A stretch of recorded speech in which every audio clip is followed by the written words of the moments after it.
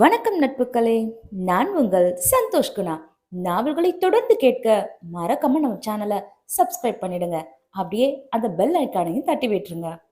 அத்தியாயம் 28.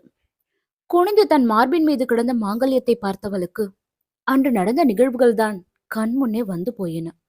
தன் குடும்பத்தார் உயிரை பணயம் வைத்து தன் அனுமதி இல்லாமல் தன் வாழ்வில் நடந்ததை அவளால் எப்படி திருமணமாக எடுத்துக்கொள்ள முடியும்? அதிகம் வலித்தது அவளுக்குள். அதன் வெளிப்பாடாய், உருட்டி மிரட்டி வலுக்கட்டாயமா தாலி கட்டுறதுக்கு பேர்தான் உங்க பாஷையில கல்யாணமா என்று கேட்டே விட்டாள் அவள். அவள் கேள்வியால் அதுவரை இலகுவாக பற்றியிருந்த அவள் கரத்தை இறுக பற்றி கொண்டவனுக்கு தெரியவில்லை அவள் கேள்விக்கு என்ன பதில் சொல்வதென்று. அவன் செய்தது தவறுதான்.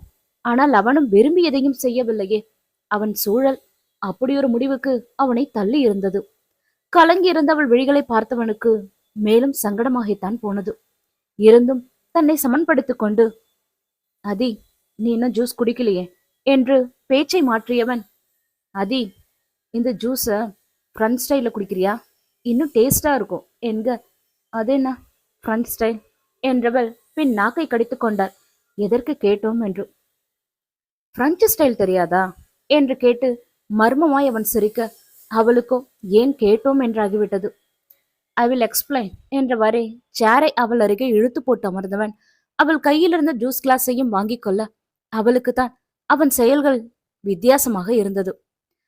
ஃப்ரண்ட் ஸ்டைல்னா என்றவன் இருக்கையில் அமர்ந்தவாறே மெல்ல அவள் புறம் சாய்ந்து கையில் இருந்த ஜூஸ் கிளாஸை கண்களால் சுட்டி காட்டி, இதுலேந்து ஒரு சிப்ப நான் இழுத்து அதை ஏன் மௌத்தால உனக்கு ஊட்டி விடுறதுக்கு பேருதான் ஃப்ரண்ட் ஸ்டைல் என்றவன் சொல்ல, அவன் கூறியதை கேட்டு, சீ கருமோ என்றால் முகத்தில் அருவருப்பை உமிழ்ந்தபடி அதிரிதா. அவள் நிலையை பார்த்து உள்ளுக்குள் சிரித்து கொண்டவன், ஹே ஸ்வீட் ஆர்ட், அது ரொம்ப ரொமான்டிக்கா இருக்கும்டா, வெயிட், நான் உனக்கு ஊட்டி விடுறேன் என்றவன் அந்த ஜூஸ் கிளாஸை வாய் அருகே கொண்டு செல்ல, எங்கே சொன்னது போல் செய்து விடுவானோ என்ற பயத்தில் அவன் கையிலிருந்த ஜூஸ் கிளாஸை பிடுங்கியவள் அடுத்த கணமே அந்த ஜூஸ் கிளாஸ் மொத்தத்தையும் காலி செய்திருந்தாள். குடித்து முடித்து ஜூஸ் கிளாஸை கீழே வைத்தவள் அப்போதுதான் கன்னத்தில் கை வைத்தபடி தன்னையே பார்த்து கொண்டிருப்பவனை கவனித்தாள். இதில் அழகாய் அவன் சிரிக்க வெறு செய்ய, அவளுக்குத்தான் அவன் சிரிப்பு உள்ளுக்குள் என்னென்னவோ செய்தது. இது சரிப்பட்டு வராது என்று அவள் முகத்தை வேறு பக்கம் திருப்பிக் கொண்ட போதும் அவன் அவள் மீதான பார்வையை எடுக்கவே இல்லை. முதன்முறையாக இன்றுதான் இத்தனை அருகாமையில் அவன் சிரிப்பதை பார்க்கின்றான். அவளையும் அறியாமல் உள்ளுக்குள் ஒருவித பரவசத்தை விதைத்திருந்தது அவனின் அந்த அழகான அமைதியான புன்னகை. அதிலும் அவனின் வசீகரிக்கும் பார்வையும் அந்த பார்வை முழுவதும் நிரம்பி விழுந்த காதலும் அவளை அதிகம் இம்சிக்கவே செய்தது. சொல்லப்போனால் பெண்களுக்கு ஏன் இவன் இத்தனை பிடித்தம் என்ற உண்மை கூட இன்றுதான் அவளுக்கு புரிந்தது. அவள் இதயம் துடிக்கும் ஓசை அவள் காதிற்கே நன்றாக கேட்டது. என்னதான் முகத்தை திருப்பிக் கொண்டாலும் அவனின் அருகாமையே அவளுக்கு ஒருவித தாக்கத்தை ஏற்படுத்தத்தான் செய்தது. இன்னும் அவன் தன்னைத்தான் பார்த்து கொண்டிருக்கிறானா என்பதை அறிவதற்காக முடியை கோதுவிடுவது போல் அவன் புறம் திரும்பியவளுக்கு அதிர்ச்சித்தான். அவன் பார்வை இன்னும் அவள் மேலே படிந்திருப்பதை பார்த்து, தன்னை அதிர்ச்சியாய் பார்ப்பவளை பார்த்து அவன் என்ன என்பது போல் புருவமத்தியை உயர்த்த அவளுக்குத்தான் தூக்கி வாரி போட்டது. அவள் படும் அவஸ்தையை பார்த்து அவன் மேலும் சிரிக்க, இப்ப எதுக்கு சிரிக்கிறீங்க என்று கேட்டே விட்டாள் பெண்ணவள். இல்ல என்று இழுத்தவன், யாரோ ஜூஸ் வேண்டான்னு சொன்னாங்க என்று சிரித்து கொண்டே சொல்ல, அவளுக்கோ ஐயோ என்றாகிவிட்டது. அவன் கேள்விக்கு பதில் சொல்ல முடியாமல், ஐயோ கடவுளே என்று முணுமுணுத்தவாறு மீண்டும் தலையை திருப்பிக் கொண்டவளுக்கு இதயம் சில்லிட்டுத்தான் போனது. காதிற்கு மிக அருகாமையில் திடுமென கேட்ட அவனின் அதி என்று அழைப்பாள். காதை தீண்டி அவனின் சூடான மூச்சு காட்டால் திடுக்குற்ற திரும்பியவளின் இதழ்கள் எதேச்சியாக அவன் கன்னத்தில் உரசி இருக்க, அவளுக்கோ மேனி முழுவதும் மின்சாரம் பாய்ந்த உணர்வுதான். சட்டென்று அவனிடமிருந்து விலகி இருக்கையில் பின்னோக்கி சாய்ந்து கொண்டவளுக்கு இயல்பாக மூச்சு கூட விட முடியவில்லை. அவனுக்கும் உள்ளுக்குள் அதே நிலைதான். இருந்தும் அதை வெளிக்காட்டாமல் சற்று முன் அவள் இதழ் தீண்டிய கன்னத்தை தடவியவாறு, எதிர்பாராத நேரத்துல கிடைக்கிற முத்தம் அமுதத்துக்கு சமமா என்று வேண்டுமென்றே அவன் அவளை சீண்ட, அவளுக்குத்தான் தூக்கி வாரி போட்டது. ஹலோ, அது ஒன்னும் அது இல்ல, அது அது எதிர்பாராத விதமா நடந்த ஆக்சிடென்ட் என்று தட்டு தடுமாறி தன் செயலுக்கு விளக்கம் கொடுத்தவள், ஆமா, உங்களை யார் என் பக்கத்துல வர சொன்னது என்றாள் கோபமாய் அவனை பார்த்து. நீ ஏன் முகத்தை திருப்பிக்கிட்ட என்று பதிலுக்கு அவன் கேட்பான் என்று சற்றும் அவள் எதிர்பார்க்கவில்லை. என்ன பதில் சொல்ல முடியும் அவள?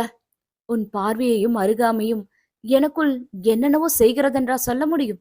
என்ன சொல்வதென்று தெரியாமல் அவள் அமைதியாக இருக்க, சொல்லு அதி என்றான் மீண்டும் அவனே. பார்க்க பிடிக்கல என்க அவனோ பொய் என்றான் ஆணித்தனமாய். வேற என்றவளின் விழிகளை ஆழ பார்த்தவன், பயம்.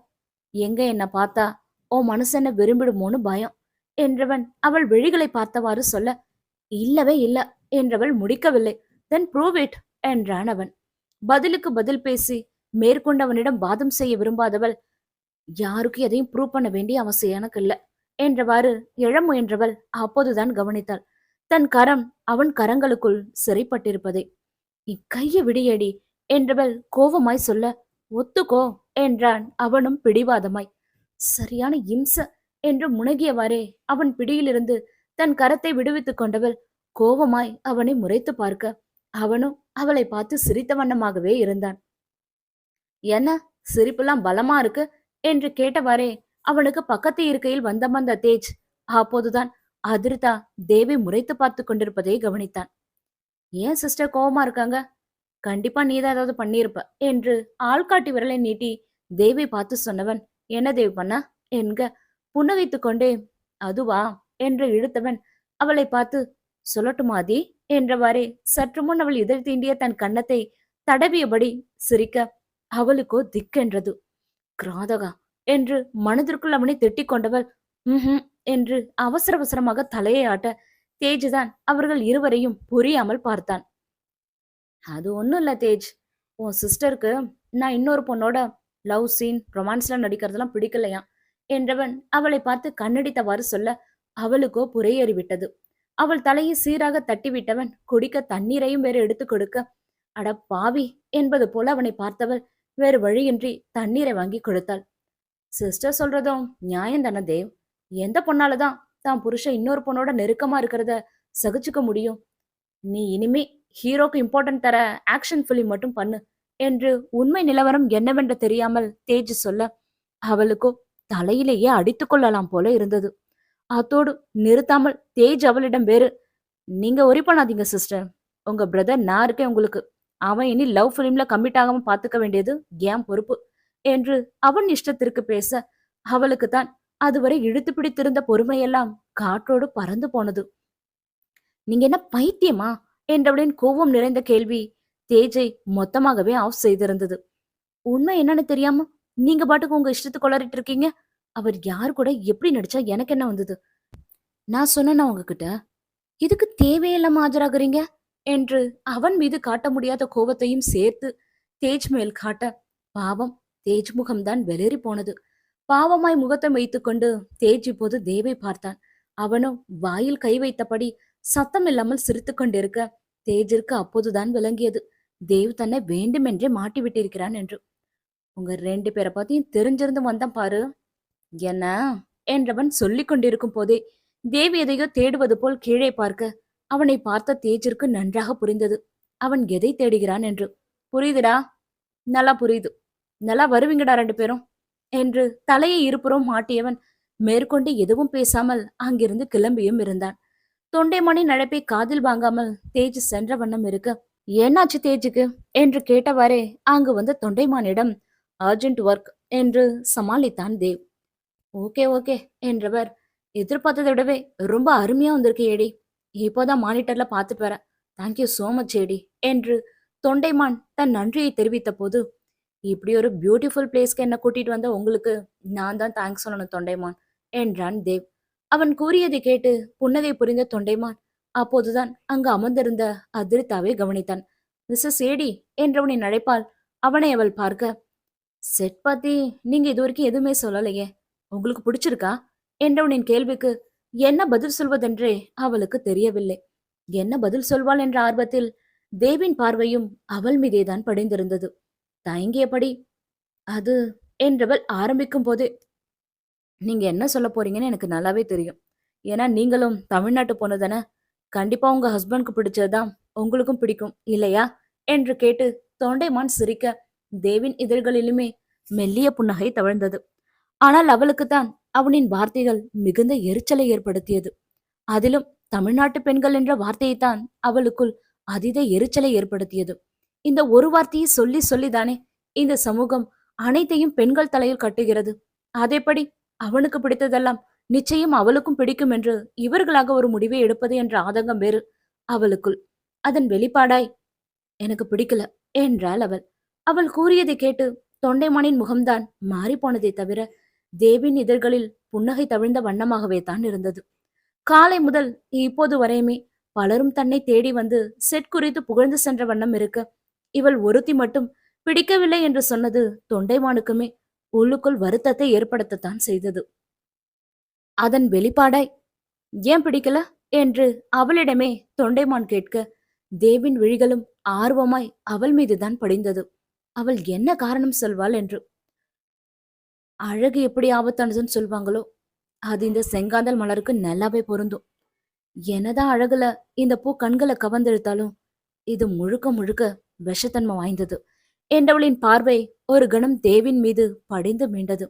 ஆனால் அப்போது அவள் அறிந்திருக்கவில்லை அந்த விஷம்தான் மற்ற விஷங்களை முறிக்கும் அருமருந்தென்று. அடுத்தவங்க மரணத்துக்கு காரணமாகிற எதையுமே என்னைக்குமே எனக்கு பிடிக்காது என்றால் திட்டவிட்டமாக. உன்னையும் எனக்கு பிடிக்க வாய்ப்பில்லை என்பது போல். அவள் வார்த்தைகளில் இருந்த அர்த்தம் தொண்டைமானுக்கு புரிந்ததோ இல்லையோ, தேவிற்கு நன்றாகவே புரிந்தது அவள் தன்னை பற்றி தான் சொல்கிறாள் என்று. புரிந்தும் அவன் மென் சுருப்புடனே அமர்ந்திருக்க, என்னையடி உங்க மிஸ்ஸஸ் உங்களுக்கு பிடிச்சத பிடிக்கலன்னு சொல்லிட்டாங்க என்க. பிடிக்கிறதும் பிடிக்காதும் அவங்கவுங்க விருப்பம் தொண்டைமான். ஏன் பிடிக்கலன்னு நம்ம கோவப்படவும் கூடாது, பிடிச்சே ஆகணும்னு நம்ம கட்டாயப்படுத்தவும் கூடாது என்று கூலாக சொன்னவன், எப்படி இன்னைக்கு பிடிக்கிறது ஒரு நாள் நமக்கு பிடிக்காம போக வாய்ப்பு இருக்கோ அதே போலதான் இன்னைக்கு பிடிக்காது ஒரு நாள் பிடிக்கவும் வாய்ப்பு இருக்கு இல்லையா என்றவனின் கேள்விகள் நிறைந்த பார்வை இறுதியாக படிந்தது என்னவோ அதிர்த்தாம் இதுதான். நிச்சயம் ஒரு நாள் என்னையும் உனக்கு பிடிக்கும் என்பது போல் இருந்தது அவளுக்கு அவன் பார்வை. அவன் பார்வையை எதிர்கொள்ள முடியாமல் அவள் தவித்துக் கொண்டிருந்த தருணத்தில்தான், மேபி ஏடி என்று அவன் கேள்விக்கு பதில் சொன்ன தொண்டைமான் பின் ஏதோ நினைவு வந்தவனாய், ஏடி எனக்கு ரொம்ப நாளாவே ஒரு டவுட், உங்களுக்கு ஏன் செங்காந்தல் மலர்னா அவ்வளோ இஷ்டம்? அஸ் ஏ ஃபேனா கேட்குறேன் என்றவன், அப்புறம் இது மாநில மலர், தமிழ் கடவுள் முருகனுக்கு உகுந்த மலர், அதனால பிடிக்கின்ற ரீசன்லாம் இல்லாம வேற ஏதாவது இன்ட்ரெஸ்டிங்கான ரீசன் இருக்கா என்று ஆவலோடு கேட்டவனின் கேள்விக்கு ஆமாம் என்பது போல் சிரித்துக்கொண்டே தலையை அசைத்தவன், பிடிவாதம் என்று சொல்ல இருவருமே புரியாமல் அவனை புருவம் சுருக்கி பார்த்தனர். அதுவரை தொண்டைமான் கையில் வைத்திருந்த செங்காந்தல் மலரை வாங்கி பார்த்தவன், எஸ், எந்த மலருக்கும் இல்லாத ஒரு பிடிவாதம் செங்காந்தல் மலருக்கு உண்டு என்க. அப்படி என்ன பிடிவாதம் ஏடி என்றான் ஆர்வம் தாங்காமல் தொண்டைமான். உதிர்ந்திரக்கூடாதுன்ற பிடிவாதம் என்றவன் பின் அதற்கான விளக்கத்தையும் அவர்களுக்கு கூற ஆரம்பித்தான். பொதுவாவே எல்லா மலர்களுமே பூத்து உதிரக்கூடியவை, ஆனா செங்காந்தல் மலர் வாடனாலும் உதிராது என்றவனின் வார்த்தைகளை கேட்டு இருவரின் விழிகளுமே ஆச்சரியத்தில் விரிந்தன. செங்காந்தல்னா நெருப்பு சிவப்பு நிறத்துல தான் இருக்குன்னு நாம எல்லாரும் நினைச்சிட்டு இருக்கோம். ஆனா அது அப்படி இல்லை. முதல்ல இந்த பூ பச்சை நிறத்துல பூக்கும், அப்புறம் வெண்மை கலந்த மஞ்சள், மஞ்சள், செம்மஞ்சள், சிவப்பு, நீலம் கலந்த சிவப்புன்னு வாடும் வரை நிறம் மாறிக்கிட்டே இருக்கும். நிறம் மாறினாலும் இந்த பூ மலர்ந்து 7 நாட்கள் வரை வாடாமலும் இருக்கும், வாடுனாலும் உதிராமல் இருக்கும். சோ இந்த பூவோட பிடிவாதம் எனக்கு ரொம்ப பிடிக்கும் என்று அழகாய் விளக்கம் கொடுத்தவன், நம்ம வாழ்க்கையிலயும் பிடிவாதம் முக்கியம்தானே தொண்டைமான்? பிடிவாதம் இருந்தா தானே நினைச்சது சாதிக்க முடியும் என்று கேட்டவனின் கடைவிழி பார்வை அவள் மீது படிந்து மேல அதை அவளும் கவனிக்கவே செய்தாள். கண்டிப்பா எடி, இந்த பூவுக்குள்ள இவ்ளோ பெரிய சமாச்சாரம் இருக்குன்னு நான் எதிர்பார்க்கவே இல்லை. பிடிவாதத்துல அப்படியே உங்க குணம் என்று தொண்டைமான் சொல்ல அவனின் இறுதி வார்த்தை அவளுக்குள் தான் சுரீர் என்றது. அவன் பிடிவாதத்தை தான் அனுதினமும் அவன் அருகில் இருந்து பார்த்து வருகிறாளே. திருமணம் முதல் சற்று முன் வரை அவன் பிடிவாதம் தானே ஜெயித்து கொண்டிருந்தது. எங்கே அந்த வரிசையில் தன் மனதை வென்று அவன் காதல் பிடிவாதமும் ஜெயித்து விடுமோ என்று இப்போது பெண்மனம் பேரச்சம் கொண்டது. அதன் வெளிப்பாடாய் அவள் முகம் மாற அதை தேவும் கவனிக்கவே செய்தான். இல்ல, அப்படிலாம் நடக்காது, நடக்க நான் அனுமதிக்கவும் மாட்டேன் என் குடும்பத்தை கஷ்டப்படுத்தினவன் மேல என்னைக்குமே எந்த சந்தர்ப்பத்திலுமே எனக்கு காதல் வரக்கூடாது என்று உள்ளுக்குள் பிடிவாதமாய் சொல்லிக் கொண்டவள் அப்போது அறிந்திருக்கவில்லை. அவன் பிடிவாதத்தின் முன் அவள் பிடிவாதம் சுக்குநூறாய் உடையப் போகும் காலம் வெகு தொலைவில் இல்லை என்பதை. அவனை விட்டு விலகியிருப்பதுதான் தனக்கு நல்லதென்று முடிவெடுத்தவள் அதன்பின் வந்த நாட்களில் முடிந்த மட்டும் அவனிடமிருந்து ஒதுங்கியேதான் இருந்தாள். அவனாக வம்பிழுத்தால் கூட பதிலுக்கு எதுவும் பேசாமல் அமைதியாகவே கடந்து சென்றாள். அவனுக்கு ஒப்பனை செய்யும் நேரம் போக மீதி நேரங்களில் அங்குள்ள ஜூனியர் ஆர்டிஸ்டுகளிடம் பேசுவதும் புத்தகம் படிப்பதும் சுற்றி பார்ப்பது போல் அவனை விட்டவள் விலகி இருக்க அதை அவனும் கவனிக்கவே செய்தான். அத்தியாயம் 29. அன்று ஷூட் வேறே இல்லை. ஒரே அறையில் ஒரு நாள் முழுவதும் அவனுடன் இருப்பதை நினைக்கவே அவளுக்கு மூச்சு முட்டுவது போல் இருக்க சோஃபாவிலிருந்து எழுந்தவள் திரும்பியவனை பார்த்தாள். அவன் இன்னும் படுக்கையில் அயர்ந்து உறங்கிய வண்ணம் இருக்க சத்தம் எழுப்பாமல் மெல்ல குளியல் அறைக்குச் சென்றாள். குளித்து முடித்து அவள் வெளியில் வரும் வரையுமே அவன் எழுந்திருக்கவில்லை. பின் அவசர அவசரமாக கிளம்பியவள் எப்போதும் போல் கையில் ஒரு புத்தகத்தை எடுத்துக்கொண்டு அறையிலிருந்து வெளியேறியும் இருந்தாள். ரிசார்ட்டை சுற்றி பல பொழுதுபோக்கு அம்சங்கள் இருக்க தனியாக பொழுதை கழிப்பதென்றும் அவளுக்கு பெரிய சவாலாக இல்லை. ஆனால் எங்கே அன்று போல் தன்னை தேடிக்கொண்டு வந்து விடுவானோ என்ற பயம்தான் அவ்வப்போது அவளுக்குள் வந்து சென்ற வண்ணமாக இருந்தது. நல்ல வேளையாக மாலையாகியுமே அவன் அவளை தேடிக்கொண்டு வரவே இல்லை. அதுவே அவளுக்கு கொஞ்சம் மன நிம்மதியாக இருந்தது. என்னதான் ஓடி ஒளிந்தாலும் இரவு பொழுதை அவனுடன் தானே அவள் கழித்தாக வேண்டும். அதை நினைக்கும் போதுதான் அவளுக்கு அடிவயிற்றில் சொரேர் என்றது.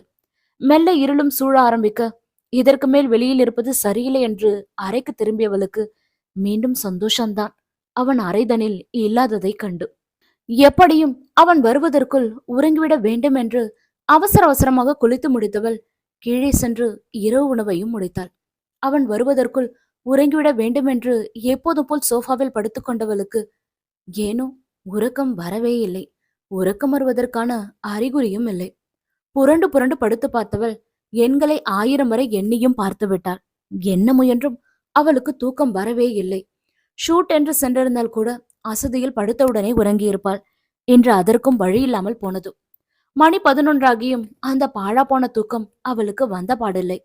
அவன் படுக்கைக்கு முதுகுப்புறம் காட்டியவள் விழித்துக் கொண்டே படுத்திருக்க அப்போதுதான் தேவும் அறைக்கு திரும்பியிருந்தான். சத்தத்தை வைத்தே அவன் வருகையை அறிந்து கொண்டவள் அசையாது அப்படியே படுத்திருந்தாள். முதுகுப்புறம் காட்டி படுத்திருப்பவளை பார்த்து அதி என்றவன் அழைக்க அவள் அமைதியாகவே படுத்திருந்தாள். எங்கே எழுந்தால் அவன் ஏதாவது பேசுவான், பதிலுக்கு தன்னையும் பேச வைப்பான். எதற்கு வம்பு என்றுதான் அவள் அமைதியாக இருப்பது கூட. அதி தூங்கிட்டியா என்றான் மீண்டும் அவனே. விடமாட்டான் போலவே என்று முணுமுணுத்துக் கொண்டவள் இப்போது கண்களையும் இறுக்கமாக மூடிக்கொண்டாள் தூங்குவது போல். சில கணங்கள் அங்கே அமைதி நிலவ அப்படா போயிட்டான் போல என்று நிம்மதியுற்றது பெண்ணவள் மனம். அதே நேரம் சத்தம் எழுப்பாமல் அவள் அருகே சென்றவன் அவள் காதோரம் குனிந்து அதி என்று சத்தம் போட்டு கத்த காதருகே கேட்ட அதீத சத்தத்தால் பதறி எழுந்தே விட்டாள் பெண்ணவள். அவன் கத்தியதில் அவள் காதுக்குள் கோயிங் என்று சத்தம் வேறு கேட்க சிண்டு விரலை காதுக்குள் விட்டு ஆட்டியவளுக்கு அவன் மீது அத்தனை கோபம். ஆனால் அவனோ அவள் நிலையை பார்த்து வெண்பற்கள் தெரிய சிரிக்க அந்த சிரிப்பு மேலும் அவளை கோவப்படுத்தவே செய்தது. அந்த கோவத்தின் வெளிப்பாடாய் காதுக்குள் வைத்திருந்த விரலை கூட எடுக்காமல் தூங்குறவங்களை இப்படி இழுப்பறதா உங்க ஒரு பழக்கமா என்றாள் கோவமாக. அவள் கோவத்தை சிறிதும் பொருதுபடுத்தாமல் ஓ காப்போ கண்ணை திறந்துகிட்டே தூங்குறதா உங்க ஒரு பழக்கமா என்றவனின் கேள்வி அவளைத்தான் அதிர்ச்சி கொள்ள வைத்தது. இவனுக்கு எப்படி தெரியும் என்று இருந்தும் தன்னை சமாளித்துக் கொண்டு ஹலோ நான் கண்ணை திறந்துட்டு தூங்குறத நீங்க பாத்தீங்களா என்றவளின் கேள்விக்கு ஆமாம் என்பது போல் பதில் சொன்னவன் விழிகளால் அவள் புறம் சுவரில் பதிக்கப்பட்டிருந்த ட்ரெஸ்ஸிங் மிரரை சுட்டிக்காட்ட அதை பார்த்தவளுக்கோ ஐயோ என்றாகிவிட்டது. என்ன ஆத்ரி எல்லாத்தையும் பக்காவா பண்ணிட்டு இப்படி மண்டை மேல இருந்து கொண்டே மறந்துட்டியே என்று தன்னைத்தானே நிந்தித்து கொண்டவள் அவன் புறம் திரும்பி அதுக்காக இப்படிதான் காதுல காட்டு கத்தலா கத்துவீங்களா என்றாள் மீண்டும் கோபமாய். அதி அதி அதி என்றவாறே இரு கைகளாலும் அவள் தோளைவன் தொடப்போக அவளோ தன்னைவன் தொடாதவாறு தள்ளி நின்று கொண்டாள். ஓகே தொடல என்று கைகள் இரண்டையும் பக்கவாட்டில் வைத்துக் கொண்டவன் அதி நாளைக்கும் நைட் வரும், அந்த நைட்ல இதே 11:30யும் வரும். சோ இந்த சண்டையோட தொடர்ச்சிய நாம ஏன் நாளைக்கு வச்சுக்க கூடாது என்று மென்சிரிப்புடனே கேட்டவன், இப்போ வா என்க. அவளுக்கோ மீண்டும் அதிர்ச்சிதான். இந்த நேரத்தில் எங்கு அழைக்கிறான் என்று. நான் எங்கேயும் வரல என்றவளின் வார்த்தைகளை காதில் வாங்காமல், அவள் அனுமதியும் வேண்டாமல் எப்போதும் போல் அவள் கரத்தை பற்றி அவன் இழுத்துச் செல்ல, பாவம் அவள்தான் வேறு வழியின்றி அவன் பின்னாலேயே சென்றாள். எப்படியும் 10 முறையாவது கேட்டிருப்பாள், எங்கு அழைத்துச் செல்கிறாய் என்று. ஆனால் அவன் கல்லுனி மங்கன் போல் அவளை பார்த்து கண் சிமிட்டி சிரித்தவாறே காரை ஓட்ட, அவளுக்குத்தான் ஏன் கேட்டோம் என்றாகிவிட்டது. அதே சமயம் இந்த நட்ட நடுராத்திரியில் எங்குதான் அழைத்து செல்கிறான் என்று அவள் மூளையும் யோசிக்காமல் இல்லை. என்ன யோசித்த போதும் அவளுக்கு பதில் கிடைக்கவே இல்லை. அத்தோடு அவர்கள் கார் மரங்கள் அடர்ந்த ஒற்றையடி பாதை வழியாகவும் செல்ல, அவளுக்குத்தான் ஒவ்வொரு நொடியும் திக் திக் என்றது. ஒரு வழியாக அவர்கள் சென்ற கார் ஓரிடத்தில் சென்று நின்றது. சுற்றும் முற்றும் பார்த்தாள். யாரும் இங்கு இருப்பதற்கான அறிகுறியே இல்லாமல் இருக்க, அதுவே அவளுக்குள் இன்னும் பயத்தை விதைத்திருந்தது. அத்தோடு பார்க்கும் இடமெல்லாம் இருள் சூழ்ந்து போயிருக்கு. காரிலிருந்து இறங்கவே அவளுக்கு பயமாக இருந்தது. கமான் அதே என்றவாறு அவன் கார் கதவை திறந்துவிட்ட போதும் இறங்காமல் இருக்கையிலேயே அமர்ந்திருந்தவளின் விழிகளில் பயம்தான் அதிகம் இருந்தது. அவளின் விழிமொழியை படித்தவன், அதி பயப்படாதவா என்றான். இல்ல என்று மறுப்பாய் தலையை அசைத்தவள், நான் வரல, எனக்கு எனக்கு இருட்டுனா ரொம்ப பயம் என்றாள் சுற்றும் முற்றும் பார்த்தபடி. ஓ, இதுதான் உன் பிரச்சனையா என்று கேட்டவாறே தன் கைக்குட்டியை எடுத்து அவள் கண்களை கட்டியவன், இப்போ பயம் இல்லையே என்க கண்கட்டை தடவியவாறே, இப்போ எதுக்கு இதெல்லாம் என்றவளின் கேள்விக்கு பதில் சொல்லாமல், வா என்றவன் அவள் கரத்தை பற்ற, அதன் பின்தான் அவளும் காரில் இருந்து இறங்கினாள். அவள் கண்கள் கட்டப்பட்டிருப்பதால் அவளை அழைத்துச் செல்வதற்காக அவன் அவள் தோள் மீது கை போட, அவளோ அவன் கரத்தை விலக்கிவிட்டு அவன் கரத்தை மட்டும் பற்றி கொண்டு நடந்தாள். என்னதான் அவன் கரத்தை பற்றி கொண்டு நடந்தாலும் கண்களை கட்டிக்கொண்டு நடப்பது அவளுக்குள் ஒருவித அசௌகரியத்தைத்தான் ஏற்படுத்தியது. அதன் விளைவால் கால் இடறி விடப்போனவளின் வெற்றிடையை வளைத்து அவன் தடுத்திருக்க, அவளுக்குத்தான் ஒரு மாதிரியாகி போனது. வெற்றிடையில் பதித்திருந்த அவனின் சூடான கரங்களும் அவன் கையில் இருந்த உரோமங்களின் தீண்டலும் அவளுக்குள் ஒருவித குறுகுறுப்பை ஏற்படுத்தாமல் இல்லை. இதுக்கு கை தோல் மேலே இருந்திருக்கலாம் என்று இப்போது புலம்பியது பெண்ணவள் மனம். அவன் அணைப்பிலிருந்து விலகியவளின் தோல் மீது கை போட்டு அவன் அழைத்துச் செல்ல இம்முறை அவள் தடுக்கவில்லை. இருந்த போதும் அவன் அருகாமையாலும் அவன் வாசனையாலும் அவன் தொடுகையாலும் அவளுக்குத்தான் சிலுத்து போய் ரோமங்கள் எல்லாம் கொத்திட்டு நின்றன. இப்போது சிலென்ற காற்று அவள் மேனியை தீண்ட ஆரம்பித்திருந்தது. அத்தோடு நீரின் சலசலப்பு சத்தமும் அவள் காதிற்கு நன்றாக கேட்க, இது கடலா என்றாள். அவள் கேள்விக்கு பதில் சொல்லாமல், ஏறு என்றவன் அவளை கைத்தாங்கலாய் போட்டிலும் ஏற்றி அமர வைக்க, அவளுக்குத்தான் அவன் செயல் எதுவுமே விளங்கவில்லை. சில்லென்ற காற்றை கிழித்துக்கொண்டு போட்டை அவன் அதிவேகமாக செலுத்த, அவள்தான் பயத்தில் இன்னும் அவனை ஒட்டி அமர்ந்து கொண்டாள். எங்க கூட்டிட்டு போறான்? ஒருவேளை நடுக்கடல்ல தள்ளிவிட போறானோ? ஐயோ, எனக்கு நீச்சல் கூட தெரியாதே, கடவுளே என்ன காப்பாத்துங்க என்றாளா உள்ளுக்குள் அவள் மனம் பிதற்றிக் கொண்டிருக்க, அவனும் முன்னுச்சியை கோதுவிட்டவாறே போட்டை செலுத்திக் கொண்டிருந்தான். 1/2 மணி நேர பயணத்திற்கு பின்னே போட்டை அவன் நிறுத்த, அவளுக்கோ திக்கென்றது, எதற்காக நிறுத்தினான் என்று. போட் எங்கும் நகர்ந்து செல்லாமல் இருப்பதற்காக அங்கு நடப்பட்டிருந்த கம்பத்தில் போட்டை கட்டியவன் அதன் பின்னே அவளிடம் சென்றான். அவளை எழுப்பிவிட்டவன் அதுவரையும் அவள் கட்டியிருந்த கண்கட்டை அவிழ்த்துவிட, அவளுக்கோ கண்களை திறக்கவே பயமாக இருந்தது. அதி கண்ண தர என்றவன் சொன்ன போதும் அவள் கண்களை திறக்கவே இல்லை, இருளுக்கு பயந்து. இல்ல, நான் திறக்க மாட்டேன், எனக்கு இருட்டுனா ரொம்ப பயம் என்றாள் குரலில் சற்றே நடுக்கத்துடன். இருட்டுனா பயன்னு சொல்லிட்டு கண்ணை இறுக்கமா மூடியிருக்கியே, கண்ணு முன்னாடி இருக்கிற இருட்டு பயமா இல்லையா என்றவனின் கேள்வியும் அவளை சிந்திக்கவே வைத்தது. ஆம், மூடிய விழிகள் முன் நிறைந்திருப்பது என்னவோ அவன் சொன்னது போன்ற இருள்தானே.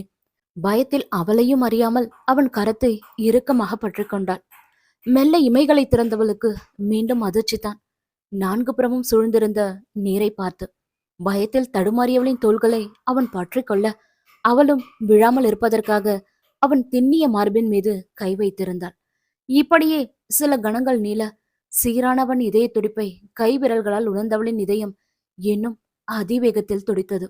அவன் அருகாமையால் மூச்சு விடவே சிரமமாக இருக்க நிமிர்ந்து அவனை பார்த்தாள். அவனும் அவளையேதான் பார்த்து கொண்டிருந்தான். விழிகள் முழுவதும் காதலுடன் அவன் அவளையே பார்த்திருக்க அவளால் தான் அவன் பார்வையை எதிர்கொள்ள முடியவில்லை. அதுவரையும் அவன் மார்பின் மீது வைத்திருந்த கரத்தை அவள் விலக்கிக் கொள்ள, அவள் தோள் மீது வைத்திருந்த கரத்தை அவன் விலக்கிக் கொள்ளவே இல்லை. அதுவே அவளுக்கு ஒரு மாதிரியாக இருக்க, செய்வதறியாது சட்டென்று தலையை தாழ்த்தி கொண்டாள் பெண்ணவள். அவள் நிலையை பார்த்து குறுநகை புரிந்தவன் அவள் மூவாயை நிமர்த்தி தன்னை பார்க்க வைத்ததோடு, இருட்டுல பயம் மட்டும் இல்லாதி, அதுல அழகும் இருக்கு என்றவன் விழிகளால் சூழ்ந்திருக்கும் நீர்ப்பரப்பை காட்ட அவளும் அப்போதான் நீர்ப்பரப்பை கவனித்தாள். அதுவரையும் நடுவானில் மேகக்கூட்டங்களுக்கு மத்தியில் ஒளிர்ந்திருந்த முழு நிலவு மெல்ல முகம் காட்டியதோடு தன் வெளிச்சத்தையும் நாலாபுறமும் வாரி இறைக்க ஆரம்பித்திருந்தது. அந்த வெளிச்சம் நீர்ப்பரப்பின் மீது பட்டு தெரிந்து அந்த நீரோடை முழுவதும் வெள்ளி நீரோடை போல் மின்னியது. ஆம், அவள் நினைத்தது போல் இது ஒன்றும் கடல் அல்ல, அழகான ஆழமான நீரோடை. அத்தோடு நிலவின் குளிர்ச்சியால் சில்லென்ற காற்றும் அவன் மேனியை தீண்ட ஆரம்பித்திருக்க இந்த உணர்வு அவளுக்கு புதிதாகவும் இருந்தது, பிடித்தமாகவும் இருந்தது. சுற்றும் முற்றும் பார்த்தாள். கண்ணு கெட்டிய தூரம் வரை அந்த நீரோடை வெள்ளி நீரோடையாக மின்னிக் கொண்டிருந்தது. இதில் விண்மீன் பூச்சுக்கள் வேறு அங்கும் இங்கும் பறந்து சென்ற வண்ணம் இருக்க அவன் காட்டிய இருள் அவளையும் ரசிக்கவே வைத்தது. சற்று முன் வரை அவள் கண்களில் இருந்த பயம் போய் இப்போது ரசனை மட்டுமே குடிக்கொண்டிருக்க அதை அவனும் கவனிக்கவே செய்தான். பிடிச்சிருக்கா என்றான் ரகசியம் கேட்பது போல் அவள் காதோரம் குனிந்து. இருளை ரசித்தவாறே ஆம் என்பது போல் தலையசைத்தவள் பின் என்ன நினைத்தாளோ, ஹலோ, நான் பிடிச்சிருக்குன்னு சொன்னதும் இந்த நேச்சரை என்றாள் அவசர அவசரமாக. நானும் நேச்சரை தான் கேட்டேன் ஆதி என்றவன் வெண்பற்கள் தெரிய சிரித்துக்கொண்டே சொல்ல அவன் சிரிப்பு அவளையும் விட்டு வைக்கவில்லை. வெண்ணையுண்ட கண்ணனைப் போல கள்ளம் கபடம் இல்லாமல் அழகாக இருந்தது அவன் சிரிப்பு. பார்த்து கொண்டே இருந்தாள். பார்வையை அவனிடமிருந்து எடுக்க முடியாமல். தன்னை பற்றி அவன் என்ன நினைப்பான் என்ற நாணம் கூட இப்போது அவளுக்குள் எழவில்லை. எழவிடாத வண்ணம் மொத்தமாய் அவளை உரைய வைத்திருந்தது அவனின் அந்த கள்ளச்சிரிப்பு. இதற்கு முன்னால் வரை யார் புன்னகையும் அவளை இந்த அளவிற்கு கவர்ந்திழுத்ததில்லை. ஏன் இனியனின் புன்னகையை கூட அவள் இந்த அளவிற்கு ரசித்ததில்லை. தன்னையும் மறந்து அவள் அவனையே பார்த்திருக்க அவனோ என்ன என்பது போல புருவம் உயர்த்தினான். அப்போதும் அவளிடம் பதில் இல்லை. ஆனால் அவள் பார்வை மட்டும் அவன் மீதேதான் பதிந்திருந்தது. பின் கையை அவள் முகம் முன் அசைத்து பார்த்தான். இப்போதும் அவளிடம் பதில் இல்லை. இடுப்பில் கை வைத்தவாறு அவளையே சில கணங்கள் பார்த்தவன் பின் அதி என்று அவள் தோலை பிடித்து உலுக்க அதன் பின்னே சுயத்திற்கு திரும்பியவளுக்கு தலையிலேயே அடித்துக் கொள்ளலாம் போல் இருந்தது. தன் நிலையை நினைத்து, நீ என்ன பண்றாதே என்று தன்னையே கேட்டுக்கொண்டவளுக்கு திக்கென்றது. தானும் தன்னை அவன் போல் அதி என்று அழைத்திருப்பதைக் கண்டு கண்களை மூடி ஒரு ஆழ்ந்த பெருமூச்சு எடுத்த பின்னும் அவளால் இயல்பு நிலைக்கு திரும்ப முடியவில்லை. இனியும் இங்கு இருப்பது சரி என்று தோன்றவே போகலாம் என்றால் அவனை பார்க்காமலேயே. என்று இழுத்தவன், போகலாம், அதுக்கு முன்னாடி நான் ஒருத்தவங்களை உனக்கு இன்ட்ரோ பண்ணணும் என்க அவள்தான் புரியாமல் சுற்றும் முற்றும் பார்த்தாள். இங்கு யார் இருக்கிறார்கள் என்று. அவள் பார்வைக்கு எதுவும் புலப்படாமல் இருக்கவே இங்க யாரும் இல்லையே என்றாள் அவனை பார்த்து. பதிலுக்கு அவளை பார்த்து மெலிதாய் புன்னகைத்தவன், அதோ என்றான் வான் நோக்கி. அவளும் அன்னார்ந்து பார்த்தாள். வான் முழுவதும் பூத்து மின்னிக் கொண்டிருந்த விண்மீன்களை பார்த்தவளுக்கு உள்ளுக்குள் இனம் புரியாத ஒரு உணர்வு. தாயின் இழப்பிற்கு பின் இருளுக்கு பயந்து அறைக்குள்ளேயே தன்னை சிறை வைத்துக் கொண்டவள் கிட்டத்தட்ட 6 ஆண்டுகளுக்கு பின் இன்றுதான் இருள் சூழ்ந்திருக்கும் வானத்தை பார்க்கின்றாள். மொட்டை மாடியில் தாயின் மடியில் தலை சாய்த்து விண்மீன்களை எண்ணிய அந்த அழகிய தருணங்கள் எல்லாம் இப்போது அவள் கண்முன்னே நிழலாடின. அவள் அன்னார்ந்து பார்த்த வண்ணமாகவே இருக்க அவள் தோள் மீது கை போட்டவன் ஆள்காட்டி விரலால் அதோ என்று மின்னிக் கொண்டிருக்கும் ஒரு நட்சத்திரத்தை சுட்டிக்காட்ட அவளும் அவன் காட்டிய திசையில் பார்த்தாள். அவங்கதான் என் அம்மா என்று அந்த நட்சத்திரத்தை பார்த்து சொன்னவனை திரும்பி பார்த்தாள் அதிரிதா. அவன் விழிகளில் அப்படி ஒரு அமைதி, பணிவு. அவன் விளையாட்டாக அப்படி சொல்லவில்லை என்பது மட்டும் அவளுக்கு தெளிவாக புரிந்தது. அவன் பார்வை அந்த நட்சத்திரத்தின் மீதே பதிந்திருக்க அவளும் அந்த நட்சத்திரத்தை பார்த்தாள். கயிற்றுக்கட்டிலில் அமர்ந்து கொண்டு வானத்தை சுட்டிக்காட்டி மரகதம் சொன்ன பாட்டி கதைகள் எல்லாம் இப்போது அவன் காதோரம் கேட்பது போன்றொரு உணர்வு. சில கணங்கள் அங்கே அமைதி. அவளும் அவனிடம் எதுவும் கேட்கவில்லை. அவனும் அவளிடம் எதுவும் சொல்லவில்லை. இருவரும் அவரவர் நினைவலைகளில் மூழ்கி போயிருக்க முதலில் சேத்திற்கு திரும்பியவன் தேவ்தான். அதென்ன, அம்மா பக்கத்துல புதுசா ஒரு நட்சத்திரம் இருக்கு என்றவனின் கேள்வியால் சுயத்திற்கு திரும்பியவள் அந்த நட்சத்திரத்திற்கு பக்கத்தில் ஜொலித்துக் கொண்டிருந்த நட்சத்திரத்தை பார்த்தாள். ஐ திங்க் ஓ அம்மான்னு நினைக்கிறேன் என்று அவனே பதிலும் சொல்ல அவன் வார்த்தைகளை கேட்டு சட்டென்று அவள் கண்கள் கலங்கிவிட்டன.